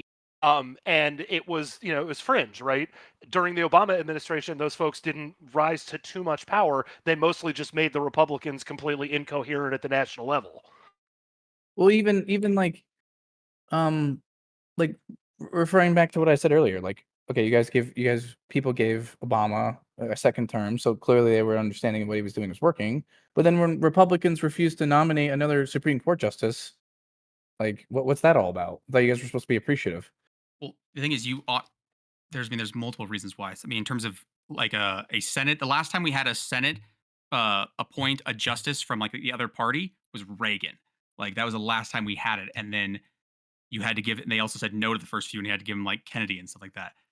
Yeah, but that's And different than not voting at all.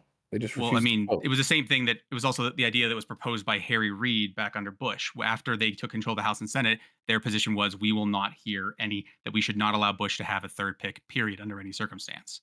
This was what I was saying earlier, that it's a tit for tat that goes back for quite a while. It is pointless to try to get to the bottom of it, because the bottom of it is perceived slights that I think most of them weren't actually intended to be like we're being partisan. It just got read that way, and then people started behaving more that way.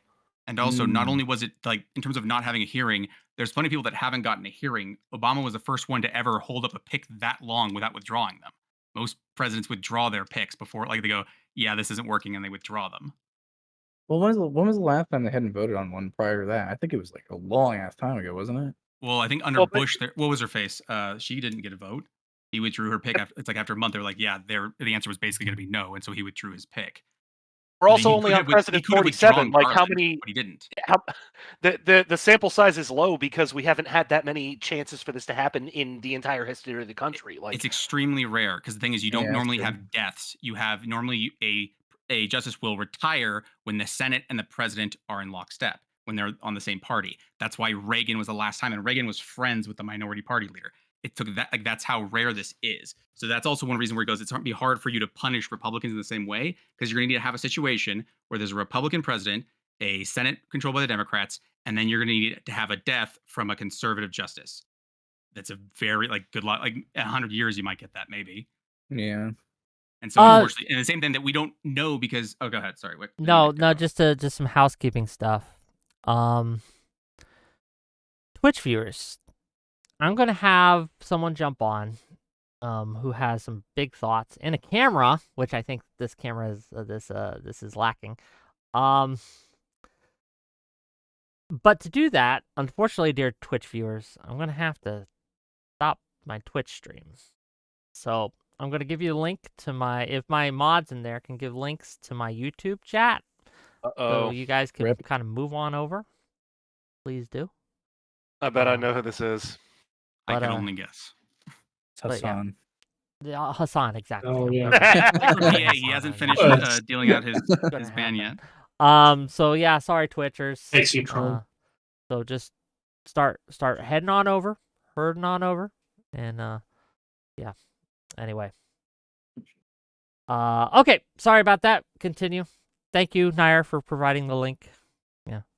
But yeah, go to YouTube.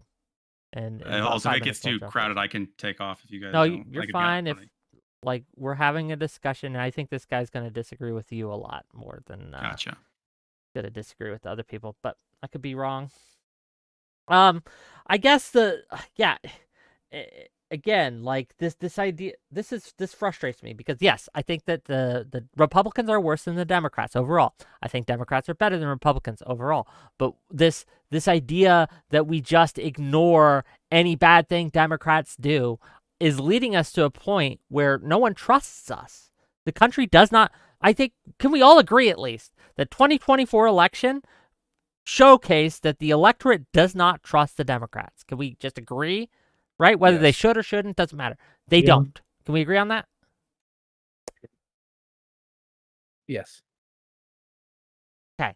So, given that that's the case, right? I think one of the reasons is we keep doing this, and I'm gonna call out some names here, like the live and learn people, right? They're responsible for that in a lot of ways. Pisco, responsible for that in a lot of ways, because he keeps lying about Republicans, what Republicans do and say. And you don't have to. That's my frustrating part. We don't have to do this. We don't have to make videos about how we want to deport the families of Trump voters. We could just let things happen, right? We can just let the Trump do what Trump's going to do, appoint people like Matt Gaetz to the Attorney General, and we don't have to touch it, right? We don't have to lie about it. We don't have to obfuscate. We don't have to do any of that. But we insist on doing it for whatever reason, and no one trusts us anymore because of it. Why Do you would think they? Republicans have panels like this talking about their own internal issues? I don't watch Republican shit. I don't know. Yeah, I know. There's not a lot of Republican streamers. They're just not very popular either. I feel like they just don't have an internal monologue about like problems within their own Well, no, party, like Democrats do. I think it's just a different information ecosystem, maybe. Like, I think a lot of those folks that would be watching, like, Okay, sorry, political streamers Twitchers. on the right Bye-bye. Okay, we're are watching, like Daily Wire, right? Or I guess you go or with something. Aiden Ross. I guess, but I don't know any because but they're not really political streamers. They're more of just gaming streamers who like they would. Yeah, like I think if you were looking for the kind of content that we're doing here, like what you were describing, like where are the right wingers doing the same thing, I think they're mostly watching more structured content and less so like stream. I just feel like imagine if a Paul Pelosi event happened, but it was like a Democrat. Like we would obviously be talking about how fucking shitty that is, right? But like I guarantee there was no fucking coverage like that on the Republican side. Like they're It's just worse making than that. memes Did on you see Twitter. the fucking Dave Rubin thing? That was fucking disgusting. Yeah, Elon tweeting about it. Maybe they're gay lovers. Like really, dude? But I do. The fact is, people are dark versus their enemies, and I try not to give them too much on it. But man, does it suck. Yeah, but like we don't. I feel like this is a pretty My own new family. event. I have conservative and liberal family members. Liberal ones were like when Trump got COVID, the amount of jokes and like wouldn't it be funny if he died was pretty severe. And But, the like- conservative ones were pretty going like, how could you be so dark? Like, I just feel like when you look at like the amount of people doing Paul Pelosi jokes versus people that are like talking about like actively organizing Wait. to deport Republican family members, I feel like there's a total. Okay, no, these are different things, right? Compare the amount of people who are joking about Trump's getting shot versus the people who joked about the Paul Pelosi thing, right? Compare that. And honestly, they're comparable. Like they're pretty comparable. Okay. I mean, Well, I don't think a hold lot of. I don't think a lot of. Was there like information spread about like them being like gay lovers, or was that It was a joke, I think. Yeah, they're basically because the attacker was like, I don't remember all the specifics, but he was like high on something and he was only wearing underpants or something like that. Yeah, look, I'm not okay with those jokes. I think those jokes are bad. I think those are No, jokes I think that are they believe inappropriate, it. But I don't think I think they believe it. yeah, and everyone I is think that dark there are when it people. comes to bad things happening to their enemies. It's, what is it, Schadenfreude? Yes, Schadenfreude. I mean, I don't know. Look, I don't know if they believe it or not, but that's not kind of the point, right? Like, I think there's a lot of Democrats who believe that we'd be better off if Trump got shot and advocated for it. They are. We can't pretend there wasn't. Advocate for Well, thinking we're better off people for it and advocating for it? advocating for it are two very different things, though, right? Like, obviously, one is like a pragmatic thing. Yeah, you might have to turn me up. My mic is. You are as mic up is as very far as quiet. you can go on my end, so we'll just Yeah, my use your mic big is boy super voice, quiet. Tom. Use your big boy voice. But yeah, the advocating for it in saying that we would be better off for it are two very different things. There's like a common like philosophical question on whether or not you would kill Hitler as a baby if you could go back in time. And a lot of people are like, well, obviously we would be better off for it. Everybody acknowledges that. But whether or not it's okay to murder baby Hitler is a very different question, right? So like saying we're better off for it isn't a bad thing. It's just that advocating for it and not saying afterwards, I don't want anybody to go kill Trump is that would be bad. Let me ask you, since you're here, right? Tomfoolery has decided to join us. For those of you who don't know who Tomfoolery is, unfortunately we had to end Twitch because of it, but that's okay. I still love you, Twitchers. If you're here on my YouTube channel, if not, I disown you. But you can't hear me anyway. Yeah, you had to. The guy who was calling for people to be deported, right? The guy who was saying you should find the people who voted for Trump. If they were Latino, find their undocumented family and report them to ICE. You're okay with that? Would you do that? So I'm not necessarily like, I don't know if I would ever call ICE to get somebody deported, but I do think that it's a bad look for both him to say we only want illegals deported when they're families of somebody who wants Trump voted in, and then also it's bad when the other side turns around and is like, what? No, we don't want illegals deported. It's like, I feel like this is like why Trump got elected, is because everybody thinks that Democrats don't want illegals deported. And now we have both sides kind of admitting to it, saying one side saying we only want them deported if they're family of Trump voters. The other side saying we don't want any of them deported at all. Like, that's kind of weird, right? Well, I think it's not. I think you're missing the point if you're thinking that, oh, Wick is saying he doesn't want people deported. No, Wick is saying that he doesn't want the family members of people who voted Trump targeted to teach them a lesson. And at least the subject at hand happens to be deportation. I would also hold this to be true for people who are advocating for defunding red districts, for taking away a lot of tax money from a red district to punish them, right? To teach them a lesson. I think that also would be bad. Does that make sense, the difference here? It does, but it's kind of like what I was saying with the last example, where I'm saying like, yeah, it's really bad if these people are saying that they, that they would be better off if somebody got shot, but they're not turning around and saying, but I'm not advocating for this person to get shot. I don't want anybody to go shoot them. Like, if you're saying that, yes, like people, it's kind of weird to target families of Trump. Do you also turn around and say, well, but I still think that like illegal immigrants should be deported. Like, I don't think that people should be able to come in undocumented and just exist in the country very differently from I'm every not citizen. an open borders guy. I think that illegal immigrants should go through the process to either become legal, or if they're here illegally, shouldn't be here anymore. I think that's fair. Okay. Yeah, I that's fine. But yeah, my issue is kind of, yeah, with both sides. If they're saying that we shouldn't, obviously, yeah, it's a little weird, I guess, maybe to It's a little weird. I don't like, think weird's a target word, Trump.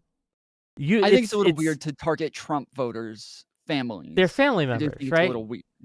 It's not think it's a just little weird. It's wrong. It's immoral. It's bad, right? It's bad. We can recognize that it is doing harm to the Democratic Party, because a lot of people see this, and I don't know. One of the good things about our society is we tend to look askance at punishing people's family members for something that someone in their family did. That just tends to be a thing that most people go, don't do that. Yeah, but you're saying that it harms the Democratic Party, when I don't even, like, earlier, right before I jumped on, you were talking about the fact that like Democrats lost because nobody trusts the Democrats because they keep lying, as though Republicans haven't been lying for the last 8 years incessantly. Like, they don't. Yeah, and they lost 2018, they lost 2020, they lost 2022. Like, they paid an electoral price for it up until this last election. Like, every single election after 2016, they lost. They lost bad. And they got to win this time because a lot of reasons, right? But well, but I think in terms of honesty, this was one of our best years. If you go back to 2016, when we had Hillary Clinton, there was a whole lot more lying going on there. When you look at like all of the stuff that was going on with trans people and like the SJW movements and the far left getting more popular, the progressives getting more popular, there was a whole lot of bullshit that was coming with all of those movements. But now with Kamala Harris, we were much better off during Joe Biden's presidency. We were much better off, and we were way more honest and way more willing to tell the truth throughout this period of time. Does my panel agree with this? Do you guys agree with him that Kamala Harris was the most honest Democrat in the last 8 years?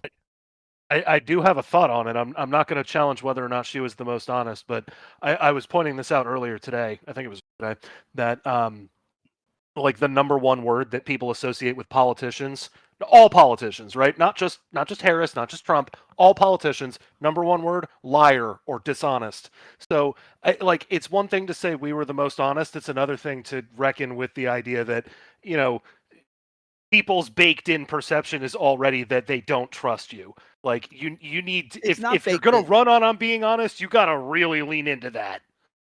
Yeah, but it's not baked in. It's being pushed on them through populism. Populists are running around saying that all politicians are liars. They're the ones running around saying that anybody No. who votes for the state is a liar. This has been in the national discourse since like the 50s, dude. You can find that it's one of those things just like support for abortion that's like it doesn't change. It's been consistent, or like approval ratings for Congress, that it is consistent across generations. People consider politicians to be liars. The Do you think Trump perception has supporters existed, consider hasn't Trump to be decided liars? elections. $2 from cameraman 502 to say Biden was truthful, ? On inflation, ? On his acuity, ? I've never tried to Yes, blame this especially on inflation. The United States had the best recovery from inflation. They had we had the lowest inflation out of the entire fucking world. The whole world's dealing with inflation. We had the best recovery. We have wages that outpaced inflation. Like the wages for hourly wages are higher now than they were in 2019. If Biden's so incapable, how the fuck did he nail this? How the fuck did he kill it on inflation better than anybody else? How did he come up with plans and nail this entire thing across the board? Like the fact that, yes, he's foggy, he has problems with speech, he has problems talking. Sure, of course, like, and it looks bad, and like optically it looks bad. But the fact that he was incapable of like running the country or being the president, no fucking shot. We can look at the results and tell that that's not the case.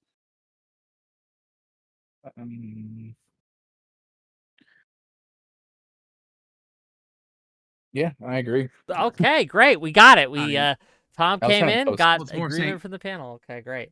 Wonderful. It's we're saying also saying that Harris is the most honest. I don't know how would you measure that? By what metric? I mean, not even saying like you have to be specific, but just saying if someone said like, is she? What would you tell? How would you convince someone that she was the most honest? And like what? So I didn't actually say that she was the most honest. I'm saying that like we're moving in a much better direction versus like what it was with the SJW movement and the like far left progressives. She was way less progressive. She wasn't running around saying that like, you know, what they said she said is that like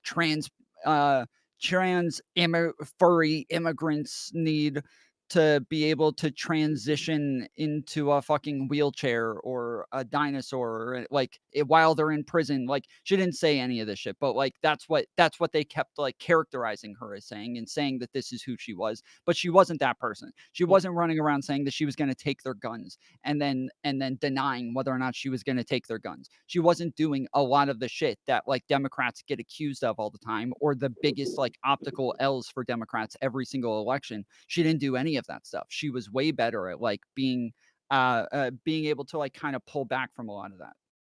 I mean, a lot of it. I mean, just from vibes, it seems like people didn't like that. They're not going to like go like deep into inflation. The fact is, we had like I said, 21% inflation over the course of his thing, and therefore, whether you think you could go say the word COVID, that doesn't make the 20%, doesn't make it go away. It doesn't go like, oh, I've reversed time, and now that 20% didn't happen. It still happened, and people still aren't going to like it, and they're still going to blame the person in charge, even if he had nothing to do with it. People blame the person in charge for whatever the situation is. Yeah, but just based on no information. Like they're only blaming Biden because they don't properly understand where it even came from to begin with. Well, right. The assumption is saying that like saying that the numbers are exactly what we knew they would be, because it wasn't like when COVID said, hey everyone, we're gonna have 8% inflation dead on in 2022. Just want to give you all a heads up. You didn't know that. We didn't know the specifics of what would occur and to the extent that it would occur. And so then I'm not saying, again, I don't blame him. You're right. No, part of COVID thing is that was the price we paid to try and go, there's a global pandemic. We weren't going to shut down the economy, then give everyone extensive unemployment and have no price to pay. $2 from another new account says this. She said, meaning Harris, I assume, in 2019, she would use executive orders to take guns. And then we have $2 more from cameraman 502 to say Biden gaslit us on inflation for months. My audience, or at least portions of my audience, are convinced by you, Tom, that we have been in the era of honesty for liberals, right? For the inflation thing. Yeah, so Go ahead. the only thing that I remember Republicans saying that he was lying about is the fact that inflation was going down when it was going down. The fact that gas prices, he said gas prices are going to go down, and it did go down. The fact that that obviously, yes, Kamala Harris did say totally different things when she ran for the 2020 ticket, but she doesn't say those things now. Yeah, And but they which of asked her those about things those did things in she all of the interviews. disavow? Which of her positions that she had in 2019, 2020, the primaries and stuff? Which one of those did she publicly disavow this election cycle? She didn't disavow them. She could have been way more rhetorically effective, and that was my biggest criticism of her the entire time. Is one, that she didn't do a good job of like actually disavowing positions, and two, that she didn't do a good enough job claiming her wins, like in Biden's wins throughout the last 4 years. She really should have made that clear to everybody. But then the third one, and probably the biggest one, is I didn't feel like she was consistent enough in attacking Donald Trump. Donald Trump, you ask him a question about fucking like inflation or tariffs or immigration, he's going to spend 5 minutes first talking about what a piece of shit Kamala Harris is, and, how she's a Marxist and a communist, and, all of this other crap first. And then maybe he'll answer your question at the end. But first, he's going to spend the entire time making her look like a piece of crap, or Joe Biden look like a piece of crap. They should have spent a lot more time dunking on him. And then when they would be inconsistent and all of a sudden start dunking on him, people would get upset about it, and then they would stop. And it's like, well, yeah, because you're being inconsistent on this, you're causing confusion here. But if you would consistently say the same things about his criminal record and about the way that he lies and about the things that he says, you So would be a just lot like better one off. more like article, they're- one more New York Times article on how he was a fascist would have done it. One more Washington Post expose on how he was an authoritarian and wanted to be dictator on day one. Do you think that would have done it? How many more articles or One more disavow. things? I just I'm feel not, like I don't think the articles are the biggest deal. I think that like Okay, one more the time interviews are what where Harris the- or another politician on the Democratic side talked If about how you go evil Trump in- was. How many Okay, more hours of that I do you think would have projected- taken? they worked for Trump. It worked for him. He did well, but he wasn't doing it in articles. He was going and talking about it in his interviews. Every time somebody saw him, he was talking about it. The fact that Donald Trump was okay, I projected that Donald Trump was going to win. I said that he was going to win, and that he was going to win probably every swing state, if not the majority of them, and that it was going to be like a pretty handily won, at least in the electoral college. She only lost by like 300,000 in the electoral college in the end, so it wasn't that big of a difference. But the fact is that you watch the polling, and mid-September, when she starts coming out and doing all these interviews and she starts answering all of these questions, that's when her polling dropped off. It dropped off hard. One, because she wasn't very likable. Two, yes, she wasn't answering questions well and wasn't rhetorically effective. And those are the things that I think she should have done to be more rhetorically effective. I feel like the news is kind of screwed in this way too, because it's like either they adjust and try and be a little more like try and ease off Trump to give the impression that like, oh, okay, we're not trying to dogpile him anymore, guys. Or try and give the impression that they're more fair, even though I think what they're doing are like legitimate criticisms. And then Republicans look at that and they go, look, see, they were just doing it because they're biased. But then if they don't and they keep on the same like like you were talking about earlier, Wick, where they just throw out 15 news posts a day about why Trump is a rapist, like they lose. It doesn't matter. Like it doesn't matter what they do. It's a self-fulfilling prophecy for Republicans for them to like dunk on Democrats with. Any Yeah, other I mean, I thoughts? think that they should have like when it comes to the I think that the main crimes, not talking about rape, not talking about like, him being a Nazi or anything, but I think they should have talked about the Fulton County, Georgia charges in Georgia. Like those are so concrete. The the 7 states that he tried to steal votes from, the fact that 4 of his lawyers have already pled guilty to these charges and agreed to testify against him, the fact that he's even talked about it, the fact that his vice president talked about the fact that he tried getting him to name him the president by himself, like that all of these things would have been so great to just mention every single time you were in front of a camera. And that's the one thing that they actually didn't target as much was the Georgia case. So it's kind of weird. So I don't think you Georgia overestimate- case specifically would have been the thing for you. Maybe. The Georgia case is the most concrete case across the board for sure. I think you overestimate people's willingness to. So to say like, well, here's a case that's against him. Most people are going to call it BS, but they're not even going to read it. So whether they think it's BS or not isn't based on someone's understanding of the case. But that's true for pretty much everyone. What Yeah, percentage of sure, people do but you think people are actually willing look to into the case? believe that Kamala Harris is a Marxist without ever reading Marxism. People didn't. So you can hold do on. it. It's Sure, possible. But those are like the people who thought Kamala Harris was a Marxist were never. There was no world, no universe where they're swayable, where they're gettable. Like if you think that Kamala Harris is a Marxist, you're off the reservation. You're not a gettable voter, right? But most of the gettable voters that voted against Kamala didn't do so because they thought she was a Marxist. They did so because they didn't trust her.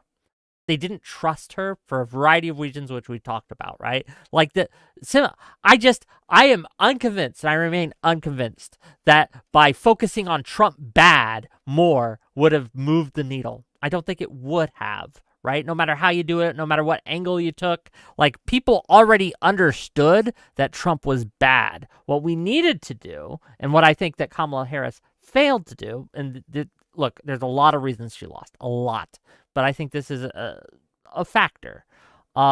She, like, her biggest thing that she was running on was like a $5,000 child tax credit and the $25,000 home thing.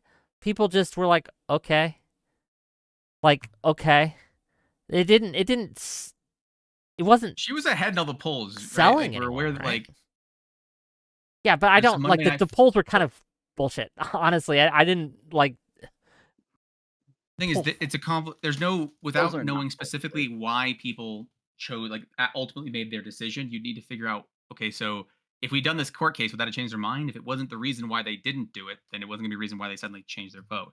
It's a matter of also saying that it's potentially a confluence of things, including one, things were just because we've had 20% inflation for the past 4 years, they're going to blame whoever's in charge, period. And that the fact is that Biden did, like, because you only had 3 months to do this, you didn't have a primary, and all those things likely caused harm to you. And that, and then only that, Harris, remember, she wasn't exactly the front runner either. Like in 2016, she was one of the first ones to drop out, so she wasn't particularly popular. So it wasn't like, I mean, I think you played with the hands you were dealt, but I'm not certain if there was a predictable thing that at the time, if I went back in time, I would have known that was going to come in, because you didn't know if Biden was going to, because again, they wanted that incumbent advantage. We don't know when to drop him or when not to until we have the actual results. And Yeah, even but then, Biden ran for presidency twice as well, and he won the last time. The reason he won is because he was the VP. He was a common figure on everybody's television for years, for 8 years. And so the fact that she was the VP, she was standing next to Biden all the time, she was a common figure that we saw all over the place, makes people a little bit more comfortable. If they had run anybody but her, they would have been somebody that everybody had to learn about and be like, oh, who is this person? Lots of people don't keep up with who the senators are and what it is that they're doing in Congress. And so literally anybody else that they tried to run would have been a new figure that people would have had to have tried to get comfortable with and figure out who it was. But Kamala Harris, she was somebody that everybody already knew, and it was just like the best option to go with at the time. I didn't want Biden to drop out, but it turned out to be a better option. It turned out to work much better because No. Like, Biden was getting fucked up. I think Well, I called it. Biden trolled the. but Yeah. I the heard reason why Biden trolled the Democrats by. Oh, sorry. I Yeah, don't know no, go how ahead. true that is. The- It's the kind of a rumor, but like, Well, I called it when it happened as soon as Biden dropped out. Right, what it did, and here's the reasons. Some of the reasons, right, that it really fucked us, is that it fed into all the narratives that Biden was unfit. Right, it fed into the narrative that Kamala Harris had been covering this up and lying about it. Right, like, because why else would you push him out if he wasn't if he was fit, right? Then you He should let said him that he was run. going to be a one-term president. He literally said it. He Yeah. shouldn't have run the second time at all. I agree. He shouldn't did- have, Hang on, but he I did. want to hold Wick's I feet to the heard- fire on this for a Just on second because messaging just real quick, because they it was messaging. They could have just said, no, he's not unfit right now, but he doesn't know if he'll be unfit in another 4 years. And so going another 4 years is where we're not all sure, and we would rather just move on to somebody else now. Plus, he said that he was going to be a one-term president, and so he is just going to pass the mantle on now. That would have been way better messaging than like, I don't know if he's actually fit. You would have to ask him. Who knows? Like that was pure shit.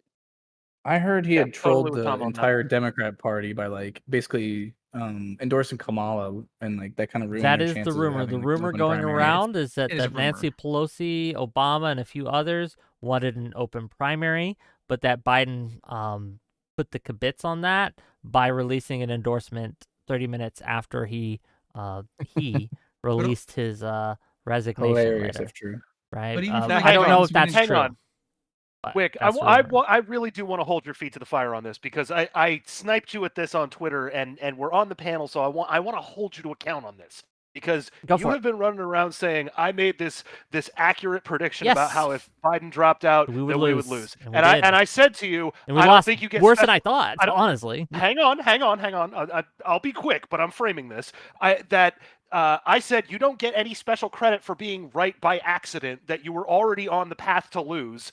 So the idea that replacing him would cause you to lose is not the causal reason for the problem here. I'm 100% with Tom on the primary stuff, but I recall at the time, because I remember you and I specifically butting heads over whether or not Biden needed to drop out to have any chance to win, and you, sir, said if he drops out, it has to be Kamala. Yes. You Why did asked I for say that? That's a good question, because when I cast my primary vote, it was for Joe Biden and Kamala Harris. Had it been anyone else, what you would have done by pushing him out would have been invalidated, disenfranchised my vote. And I was Well, not you're making going to shit allow up, that though, to because happen. Kamala If Harris that had wasn't on the happened, I primary would not ballot. have voted at all. Because Kamala why would I Harris vote for a wasn't on party your that threw my primary vote ballot. out? Kamala Harris was not on your primary ballot, Wick. But it was understood when I voted for Joe Biden that it was a package deal. I could make that make sense. But what I could not make sense was if they pushed Biden out and then they had an open process and Gavin Newsom got chosen, right? I didn't vote for fucking Gavin Newsom in any way, shape, or form, right? I didn't want him in any way, shape, or form. And yeah, I could not make that make sense. And again, like, as I was telling to Tom, the reasons why it was a bad idea to push her out, and I'll tell this to you, is because it also fed into the narrative that Democrats don't care about democracy. It literally took January 6th as a concept off the table. Well, the difference is- Yes, I'm gonna yes, it completely did, to a disagree lot with of you. voters No, in that Pennsylvania picking her specifically. That picking her specifically took that off the table. That if you had a lightning primary, I think is the term I recall hearing Pelosi having used for it, that you would have been opening it back up and saying we are trying to do our best under the time constraints, and we want input from our voters, from the base, from the party. They had that. I voted that, and then they decided to ignore my They fucking did input. not have Yeah, but that. I They don't- didn't have a primary. They did. I voted in it. I don't think anyone would have argued with a second one after Biden resigned. I think that's Hold the on, problem. yeah, It is kind of Biden lost throwing all of his Harris under the donors. Biden lost all of his donors. He was already losing in the polls. He was already losing support through like all of Congress. Like everybody had already. Yeah, there dropped was a off supporting campaign him. to get So that only- out to happen. Yes, absolutely. Yes, and so From there the was no shot that podcasters he and could from the win. media. There was yes, so he had to drop out. No, It he was did the not. only option. No, he Okay, did. Well, you're no. saying- Stop, you're Tom. saying- okay, This just is a wait, problem. let me Him ask dropping you, out let me led ask to you. us losing. And- If Biden had stayed in, he wins No Pennsylvania. He wins No Michigan. way. Michigan. He That- wins Not Wisconsin. Hold on. That's the debate. 270, Not after baby. the debate. That's the White House. Wait, Not after the answer the debate. question. Okay, just after the debate, when he fucked everything up, he lost all of his donors, and he tanked in the polling, and then everybody starts coming out against him. You think he should have stayed in and Yes. still stuck it out when he had zero support? Nah. Yes, I think he should have because he And didn't would have lost zero way support. worse than Kamala. No, He would that's have not true. way Again, worse we than don't. Kamala. So, okay, I'm with Tom audience, on this. please don't listen to people who are always wrong. Okay, please don't listen to people who push for something, and when they get what they want, when we do what they ask, they lose the House, they lose the Senate, and they lose the White House. All three. It's the trifecta. It's a hat trick. Stop listening to people who are always wrong. This should be a career ender for every single person who pushed Biden out. Absolutely. And I will never support. Like, one of the reasons I'm looking at people like Josh Shapiro, people like John Fetterman, right, coming into the 2028 election, right? And I know it's a long way off. It's because they stood by Biden. They supported Biden. They didn't call for him to be ousted, right? All these motherfuckers, all these little crazy goblins who tried to throw my fucking vote away, right? They tried to throw my fucking vote away. And thank God Biden saved it, right, by getting Kamala in there. Right? But they tried to throw my fucking vote away. They tried to do it January 6th. That's not okay. $10. Let me make my money and then you can respond. $10 from Blue Marvel. How can you trust someone who changes their race? Oh. Trump's rhetoric worked to let us trust the narcissistic, pathological liar, relatable billionaire who used to be a Democrat, right? Thank you for the $10. $2 from Kieran 502. Biden could have swapped his VP. Is that undemocratic? Yeah, it kind of would have been a little bit. But I think him swapping VP would have been a very bad idea. But him dropping out, like, look, I agree. He shouldn't have run again. That's true. But he did. And so we compounded the error by having podcasters in the media decide to overthrow the will of the Democratic voter and vote him out. If he had won that debate, do you think he would have dropped out? Like, if he had won in like the polls and stayed strength, stayed strong or gone higher, do you think he would have dropped out? I don't know if they would, because there'd been a soft push to get him to step down for a while, right? It just became infinitely louder after the debate, and I don't know, like, I can't read that future. If they would have tried some other way to get him out, or things like that, but I do think that there's a lot of people who wanted him out for a long time, for a variety of reasons. And I think they got their wish. And we live in the world where they got what they wanted. But it's possible that from that point that once he had that debate and it looked so bad that you were going to lose with Biden, replacing with Harris makes it look like it's undemocratic, and so you lose with Harris. And if you held a snap primary, it was too fast. They'd all be visceral with each other and they'd be infighting, and then that would lose as well. It's potential that it's the infighting that all roads did it. led to failure. Right? I think all roads led to failure because of the lack of a primary, and this is where I wanted to challenge you, Wick, because, and I'm sorry, I'm going to be a little irreverent and a little rude here. It is peak retardation to talk about your vote being thrown away in the primary when two people on this panel have told you no meaningful primary occurred, and we feel like our votes were stolen because we were not given any choice at all. We were given a choice between the walking corpse and Marion fucking Williamson. So, no, you're huffing copium in public. I feel like I'm in fucking Santa Clara again because there's so much drug use going on in front of me. Like, again, we had the process. It wasn't perfect, but we did. I cast a vote. I filled out my ballot. People voted for other things. Joe Biden didn't get 100% of the vote in the primary. He didn't, right? And so, again, this idea that a process wasn't perfect, so you felt disenfranchised, okay. How right? many people but do you think turn out to a primary absolutely that they think disenfranchise me, right? You absolutely How many people do you think turn out to primaries that they don't think matter? Man, how many people Like, don't turn out to how many elections people that do you don't think matter? genuinely Does that mean the elections elections disenfranchising them? There's an what I'm saying is hold on, no. That's important. The people who didn't, who thought that no one on the ticket this time around, represented their interests. Did that mean that they were disenfranchised? I am asking you to compare. Because that's the argument you're making. I'm asking you to compare Clinton versus Sanders, where in like March, it was clear that Sanders was going to lose, but people kept showing up to the polls and Sanders kept winning states. And compare this to fucking Trump versus Kasich and Cruz in 2016. People kept showing up to the polls. Do you think people turn up to vote for fucking Marion Williamson when that's their alternative to the walking corpse Biden?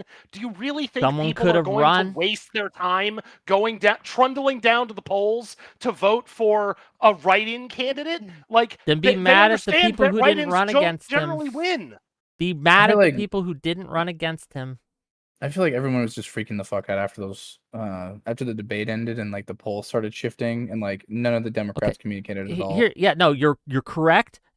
It was like a disaster was of no- amazing proportions, right? Like when Trump got fucking shellacked by Kamala Harris, did the Republicans call to push him out? No, they stuck by their man, right? When Fetterman had a worse debate performance in Pennsylvania before he got elected, when he was gone against Oz, right? Dr. Oz, he had a worse one. He had just literally had a stroke, right? Brain was goo, and it was clear. There was panic about that, though. Yeah, I there remember was that panic, debate. but we stuck by him, and guess what? He fucking trounced Dr. Oz. He crushed him. Like this idea that, oh, he had a bad debate performance, so we got to push him out is something that made sense to podcasters and media elites, and that's fucking it. No, but it's based on like it's really convenient to just throw away all polling that shows what it is that like voters are feeling and what it is that they want. And now that you can throw away all the polling, now you can keep claiming that he would have done better than Kamala. But all polling says otherwise. And you use polling all the time to say who it is that like, what it is that Americans think, what it is that they support, what policies they want. You use polling all the time. But when it comes to presidential elections, all of a sudden we can just throw polling out the window and act like the scientific process that we use for literally everything else is now dog shit. I don't understand. Because people misuse this polling, like this idea that polling is accurate, kind of, but polling in July is accurate? I don't buy that. I don't. It was a mistake. It was a mistake to use July polls, right? Which traditionally are fucking wild. It's Like accurate again, we can for look at July. we can look at the history of polling. It always converges. As the closer you get to election day, the tighter the polls get. Always.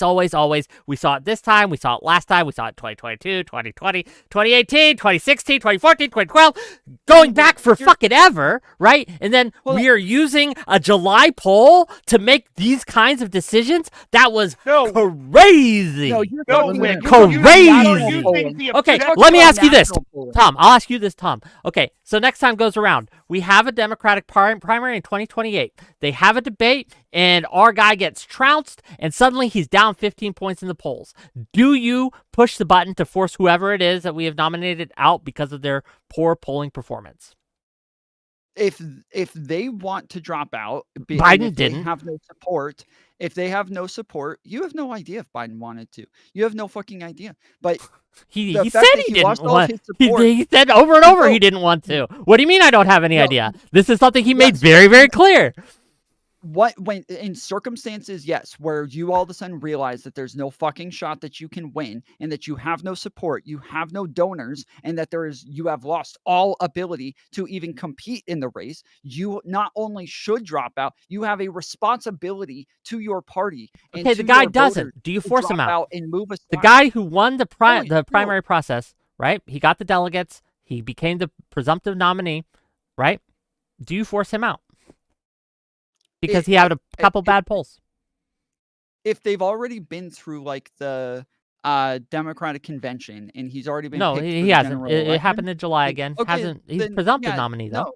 They like when you say push him out, I don't like the pushing out was losing donors, was losing support in the House, was losing support in the Senate. This is him. Then you getting don't. pushed out. You If just people don't care about democracy, man. Like you're just Well, no, hold advocating on, for hold on. January Yeah, 6th. Hold on, Because hold on. because I need because to Biden go wasn't into that. president Please, yet, Please, right? He stop. hadn't been You're going off appointed the- yet. Hold on. Hold Jesus on. Christ. Wait, when you're saying they pushed him out, are you not talking about the same thing as me? Are we not talking about the same thing where he has no more donors, he has no more support in Congress? Like, is that not what we're talking about when we say they pushed him out? Are we saying that like they went and told him like we've got a deal that you can't refuse or something? Wick thinks it was fucking podcast bros because he's retarded. What? No, I just think feel that like a large portion of the push came from people like Pod Save America, right? People like did I just say? Cenk Uygur, or whatever fucking his name is, right? I don't All think these any things. of those people have any power whatsoever. I think that it's Then gonna you be the then you don't senators. know I how think these it's things gonna be work. They I have feel like absolutely have power and the influence in donor- the Democratic Party. It was, Absolutely. I think it was going to be the Donors- CNN, is going to be MSNBC, and the way that they all reviewed his debate performance, because it was dog shit, it was horrible, because they all acknowledged it and they were fair and said, yes, he did horribly, that afterwards, yes, everybody dropped off in support and he had no shot to win anymore. He couldn't even just- put fucking That was commercials the on story, TV. but I don't people who watched believe that them when debate they thought said he the did people shit. who put out the Ann Seltzer poll +4 in Iowa. I don't trust their fucking data. Okay, I just don't. I just feel like it was if you were to, like, you know, obviously we have the, you know, the ability to look back on it and say, well, my shit, I did this, but like, this literally was the absolute worst fucking way to have gone about this. Like, literally nuked the fucking chances of us winning. Like, Yeah. this just proved how like, hey guys, under pressure we fucking break. Yep. The odds, Yep. the odds were down still. So I mean, he was losing in the polls, and so like that he was Yeah, but still, unbelievably they high in should've- the polls when he beat Trump in 2020, and he didn't like win by some massive margin. Hillary was ahead of him, was way more ahead than even was what 6 points ahead, and she lost. So the idea that like again, it was possible that all roads led to hell here. That that it was over. That it was gonna be And whether it was Kamala Biden got the open second primary most or votes. all Do you these think it was- failures. Kamala got do you the think it second was most smart? votes of any Democratic candidate. Second most to votes of who, any motherfucker? Democratic candidate. Second to Second who? to the person who ran To during Biden. the pandemic To and had a bunch of fucking mail-in Biden. ballots. Joe Biden, person the who had a bunch only of mail-in person ballots who would ever not managed have to gotten beat the same Donald amount of Trump. votes without him. They The still only could've person won who ever. with him. And They you still guys, could've worked you with him. motherfuckers decided that you knew best, so you forced him out, and now look at the world that you've created. Yes, I'm going to rub your nose in it. Yes, I'm going to call you out on He it. would've Yes, lost I'm so not going to much. ever Hang on, listen hang to on, you hang on. again. Hang on. I mean, they Ever. still could have worked with Wait, Biden. Wick, They still could have worked with Wick. Biden. I will bite this bullet for you, okay? Because I think you are serving up a bullet made of cake, not made of lead, okay? Would you push out XYZ candidate because of blah, blah, blah, blah, blah? Well, I think you're leaving out a couple of pretty important confounding fucking factors here. Is that person over 80 years old? Did that person commit I don't to care if they're running a 90 one-term fucking 9 years presidency? old. If the Democratic Is that primary person voter physically votes them having in, issues in then public I do at a not debate? overturn their will because I think I know better. Wick, aren't you assuming that? So, like, if we actually polled people and no one, like, so the reason, like, when people who voted or didn't even people who didn't vote, none of them said that the reason why is because of that, then we would conclude that that wouldn't have changed the outcome. We already know that prior to primary season, the majority of Democrats wanted to see a primary take place. This is ridiculous. I'm sick and You tired say of you hearing know Wick this. say- Show me incumbent something that advantage. shows this. Like the majority. I hear this all the time, but people just make this shit up. Like people were saying, like, oh, the majority of Democratic voters think that Biden should drop out. That was true for one poll, but the other polls showed it pretty mixed and slightly in favor of Biden staying in. So again, Pelosi, Obama, the Pod Save America bros, Cenk Uygur, all these people decided that they knew better than the Democratic voter. And I'll tell you, I know family in Pennsylvania, a swing state that matters, who, again, at the time said, I'm just going to stay home. And guess what? They did. It was still none of their Again, call to Joe not Lewis have is in another the waiting primary, room. though. Yeah, no, it is. The problem is that you're gonna have to take the criticism for it, though. It's a question of, and does that bring you down? We don't know any of the other outcomes. We don't have an alternate reality where we continue with Biden. You don't have an alternate reality where you held a primary and did a one term. You don't have one where they did a snap. We don't have alternate histories to review to say, would this have changed the outcome? And because we don't have those, we do know that this one led to failure, but we didn't know that until it happened. If Kamala Harris had won, we wouldn't be sitting here It was going, that a was the very stupid thing. predictable thing, something I predicted, because why would it work? Kamala Harris? No one liked her. No one. Yeah, I predicted Biden was going to drop out because no one liked him, so I win even more. But again, it's possible the only so again, I was 50 if 50 on whether you he go would with drop out. I think he should everyone have. blame. And I'm mad at Biden for dropping out. To be clear, I like him less because he gave in at the end. I like him he's less Makes Tom more because he correct. gave in at Let the him end. do what he wants. It's well, possible that in no. 2020 He possible that wanted in to 2020 stay he in, lost. but they forced him out. I mean, I think he probably looked at it himself and was like, damn, I got, I mean, like, he probably doesn't think he did that bad because, I mean, if you look at, like, exactly what words were said, it's just like, Biden brought up a lot of statistics. Cool. Trump used a ton of rhetoric. We didn't. Like, you know what I mean? Like, you can't get mad at the fact that like he just lost substantively because Trump is louder and talks faster. And I don't know, man. Like, he just lost. He probably was like, fuck it. Like, who's next in line? Hey, Kamala, you up for this? There's a potential that the reason that he won the first time was because we just were out of lockdowns. People were pissed. We had all those protests, right? So everyone was angry. We had a record turnout of voting, and that was the cause of it, not some inspiring thing from the candidates. And then this time, because of things like inflation, because of those things, that people just look at the current situation as it is and vote that way. And oftentimes for Democrats, because the thing is, Republicans seem to have a consistent base. Like, it's not a matter of like, well, we didn't talk about this court case. They seem to just vote red no matter who. For Democrats, you need to it's not, Republicans don't win elections, Democrats lose them. It's a question of, can you galvanize enough people? Because there's more Democrats than there are Republicans, but you have to convince them to vote. And it's possible that just because of the circumstances, it was fucked entirely. You had 20% inflation over the course of 4 years. They, regardless of what the actual reasoning is, they will blame whoever's in charge. In the same sense, it's possible that Trump lost his for the exact same reason, that they just blamed him for everything. All lockdown things were his fault, and therefore that Biden wins. Like, it's possible that you were doomed in all scenarios. It's possible. But even if that's the case, we'll go with doomed in all scenarios. What we've done is we've opened, by pushing Biden out, we've opened a Pandora's box, and we have damaged the Democratic Party for a long, long time. Because there are people, I know people like this, right, in swing states like Pennsylvania, who are like, you know what? The Democrats don't really care about what I said. I voted in the primary, and they overturned my vote. And that's how they think. You could think they're stupid for it, but guess what, baby? They vote in the swing state, and their vote in Pennsylvania matters more than yours. I would say it's progressive choosing not to vote more than anybody else. Why would you say that? What data do you have for that?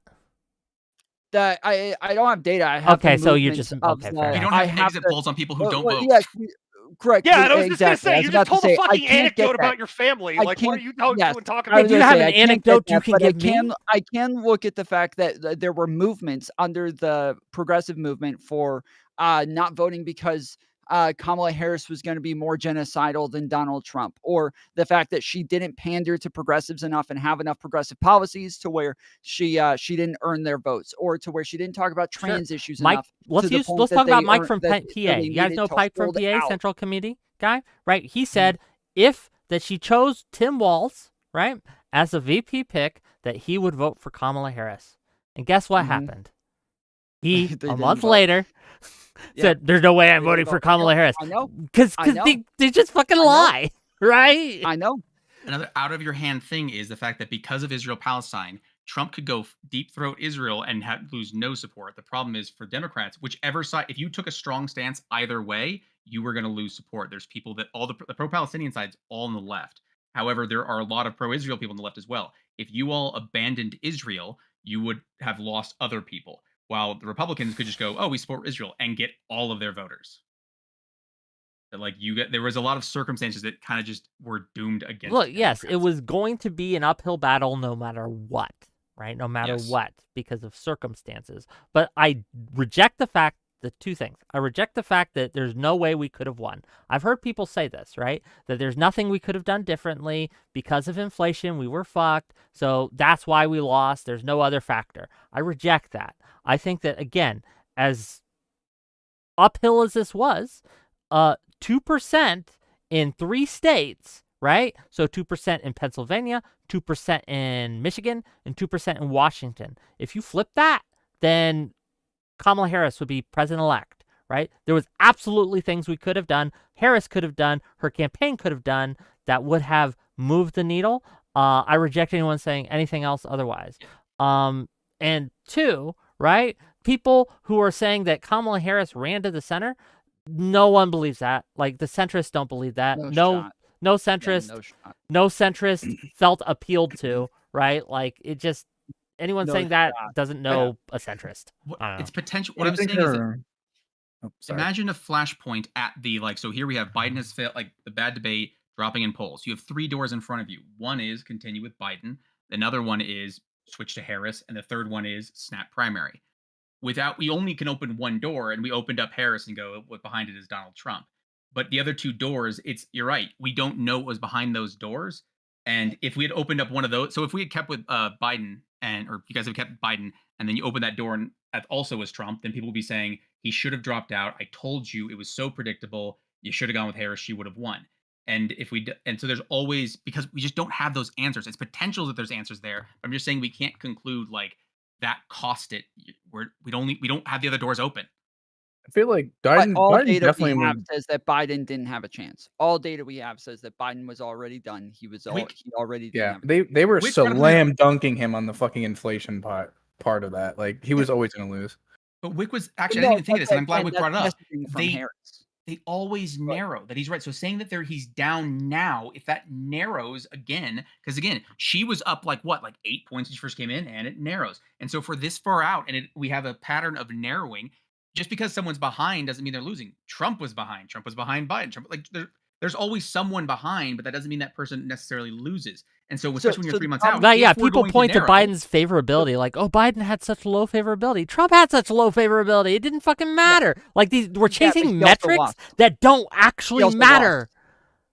Trump also lost though, so he lost in 2020. But the fact that I'm talking 2024, I'm talking his disapproval today, right? I'm talking his disapproval now. She was behind Kamala Harris. Like Kamala Harris had much better favorability than he did, like much better by 8 points, I believe it was. Right?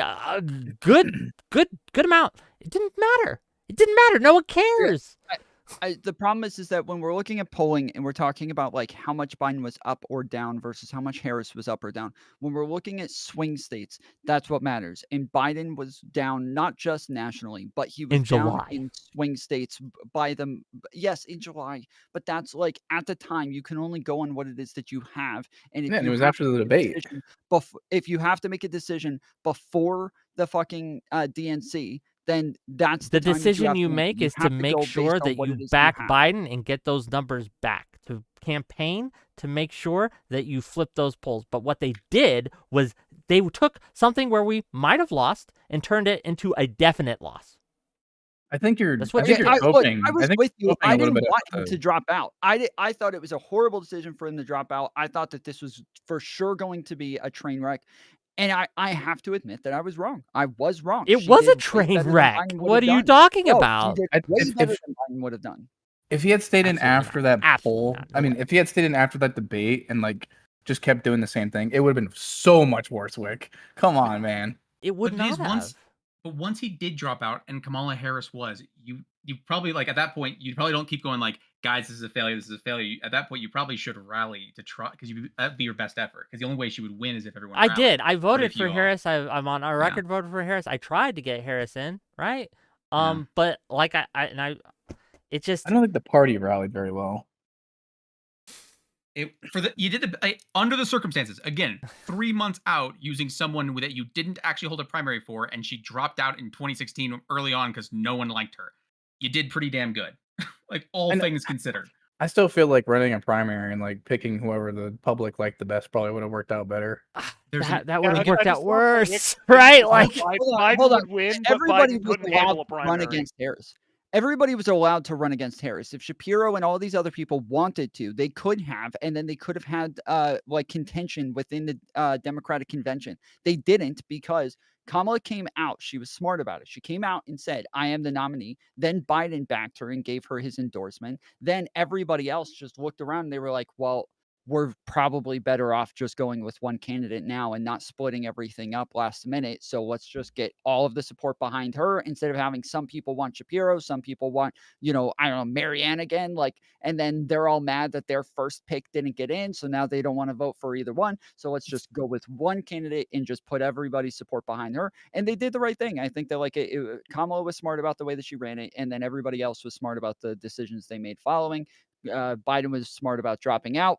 I think that we ended up playing this out as best as we could. Nope, it was 100% loss at that point. There's nothing we could do. Unfortunately, it was gone. It was done. Think about a 3-month prior. Hold on, Let me make this argument, because I don't think you're getting it, Tom. Right? As soon as Biden dropped out, he ceded the argument on January 6th. Okay, that became ineffective. Okay, because why would a bunch of people trying to overthrow the general election 2020, the median voter, the low info voter, why would they see a difference? Oh, well, you guys throw those votes out. Trump tried to throw those votes out. January 6th, are you talking about the insurrection, or Yes, are you talking insurrection. about Yep. the fake slate of electors? Both. Okay, the insurrection has nothing to do with both. I'm talking about both. I'm talking about the public perception. The They're not argument is that detached from Trump each other. tried to overthrow the election and throw people's votes out. I don't believe that. I don't think that anybody actually thinks that any of those things are the same. I'm telling you they do. I don't think anybody thinks that breaking the law, committing like dozens of counts of fraud, getting charged with shit like racketeering because you now have a criminal organization trying to overthrow the government versus a private party deciding who is going to run for their candidate before the general election has even started. I went to the polls. Nobody thinks I cast my ballot for Joe Biden. Joe Biden won by every metric. He won, and they decided that fuck you, your vote doesn't matter. It was Joe Biden's idea to get Kamala in there. It wasn't his idea to drop out. We don't know the specifics behind it, because the thing is, they're not going to come out and say we're all bitching at each other and fine, we're all angry and we flipped him off, but he's hitting what he wants. They're all going to. I mean, like he could have dropped out and not endorsed her, but he chose to endorse her. As again, rumors are saying as a fuck you to Obama and Pelosi, who were going for have you guys seen? And maybe I'll have to go over this on stream. There was a recent interview with Pelosi, and in this interview, Pelosi claims that they wanted, her, Obama, and a few others, wanted an open primary after, but Biden, pudding for brains, Biden outmaneuvered them somehow, and made sure that Kamala was a choice, and he did it as kind of like a fuck you to them, like, you're going to push me out? Well, fuck you. You're not going to get everything you want, right? So there is evidence that gives us two things, right? He didn't actually want to drop out. He was forced out, right? And two, right? He's a spiteful bitch who'd rather lose than. You were a spiteful bitch who would rather put out than win an election. If you had held a snap primary, could you guys imagine Democratic? Sorry, go ahead.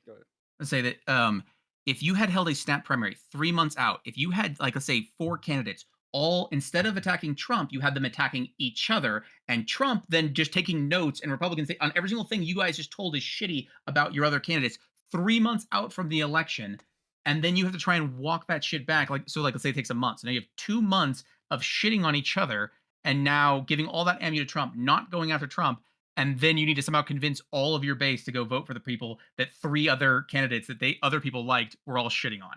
Like, I'm trying to understand what Democrat is going to sign up to do exactly what you just described, right? Like, if in 2016, you don't think they tore into each other? No. What I'm getting at is that if we're talking about the snap primary, right, we're talking about right before the election. And right now, right then, whatever, right, there aren't any front runners because there hasn't been any primary yet. Nobody threw their hat in the ring. So if we're going to go through that process, if you are going to actually put your name out there, genuinely think that person's approach to that snap primary is going to be, I'm going to shit on other Democrats? Or do you think that they're going to try to prosecute the case that they are the best person to defeat? I think they're going to try to win the primary. I think they're going to try to win the primary. And some of them would choose one route. Others would choose others, right? The one who doesn't throw mud would lose. I feel like explain why that was the smartest decision. Like when Biden dropped out, Kamala coming out and saying, I am the candidate, and then Biden backing her made it to where other people still could have come in. They still could have said, I'm throwing my hat in the ring. Shapiro could have done it if he wanted to. But because she already had so much support right out the gate, they all got the money. There and said, yeah, this isn't a good idea. If we jump in, we're just going to cause more division. And she got the money. Just step back. Well, Wick's position is he shouldn't have dropped out. And so like they had the ability to run against her if they wanted to. They had the ability to do what it is that they wanted and allow people to pick between numerous candidates at the Democratic convention, but they didn't do it. There are 3 things that happened, right? 3 major inflection points. Okay, 2 of them were bad. 1 was good. I do agree with Tom that open primary would have been compounding error upon error upon error, right? It would have been a hat trick of bad decisions. Biden choosing back in last year in 2023 to stay I'm going to run for a second term. That was a bad decision. I agree. He should have said, no, we're going to have a whole primary process. I don't disagree with that. But after he had made that decision, after he had run, after votes had been cast, after 15 million people had voted for him in the primaries, it was an error. It compounded on that error to force him out, right? To not do it behind closed doors quietly where you convince him and he's like, okay, right? We'd have a different conversation if that was the case, right? That's not what they did. They used public pressure, a media smear campaign, and all sorts of things to publicly pressure and force him out. But the good decision after that, right? Even though it wasn't good enough, was to have a anointment of Kamala Harris, because anything else would have been a disaster that would have been worse than this. But again, I think less of Biden for having dropped out. He should not have done that. And I think the electorate thought less of Democrats for the whole bloody mess. It's 8:30. I am hungry and my dog is looking at me like, please take me for a walk, Mr. Wick. Please take me for a walk. Gang, we got some great stuff coming up for you. Friday, or no, either tomorrow or Friday, depending on how I feel. I'll just do an open call-in show. It'll be great. We're going to go over some of the new appointments.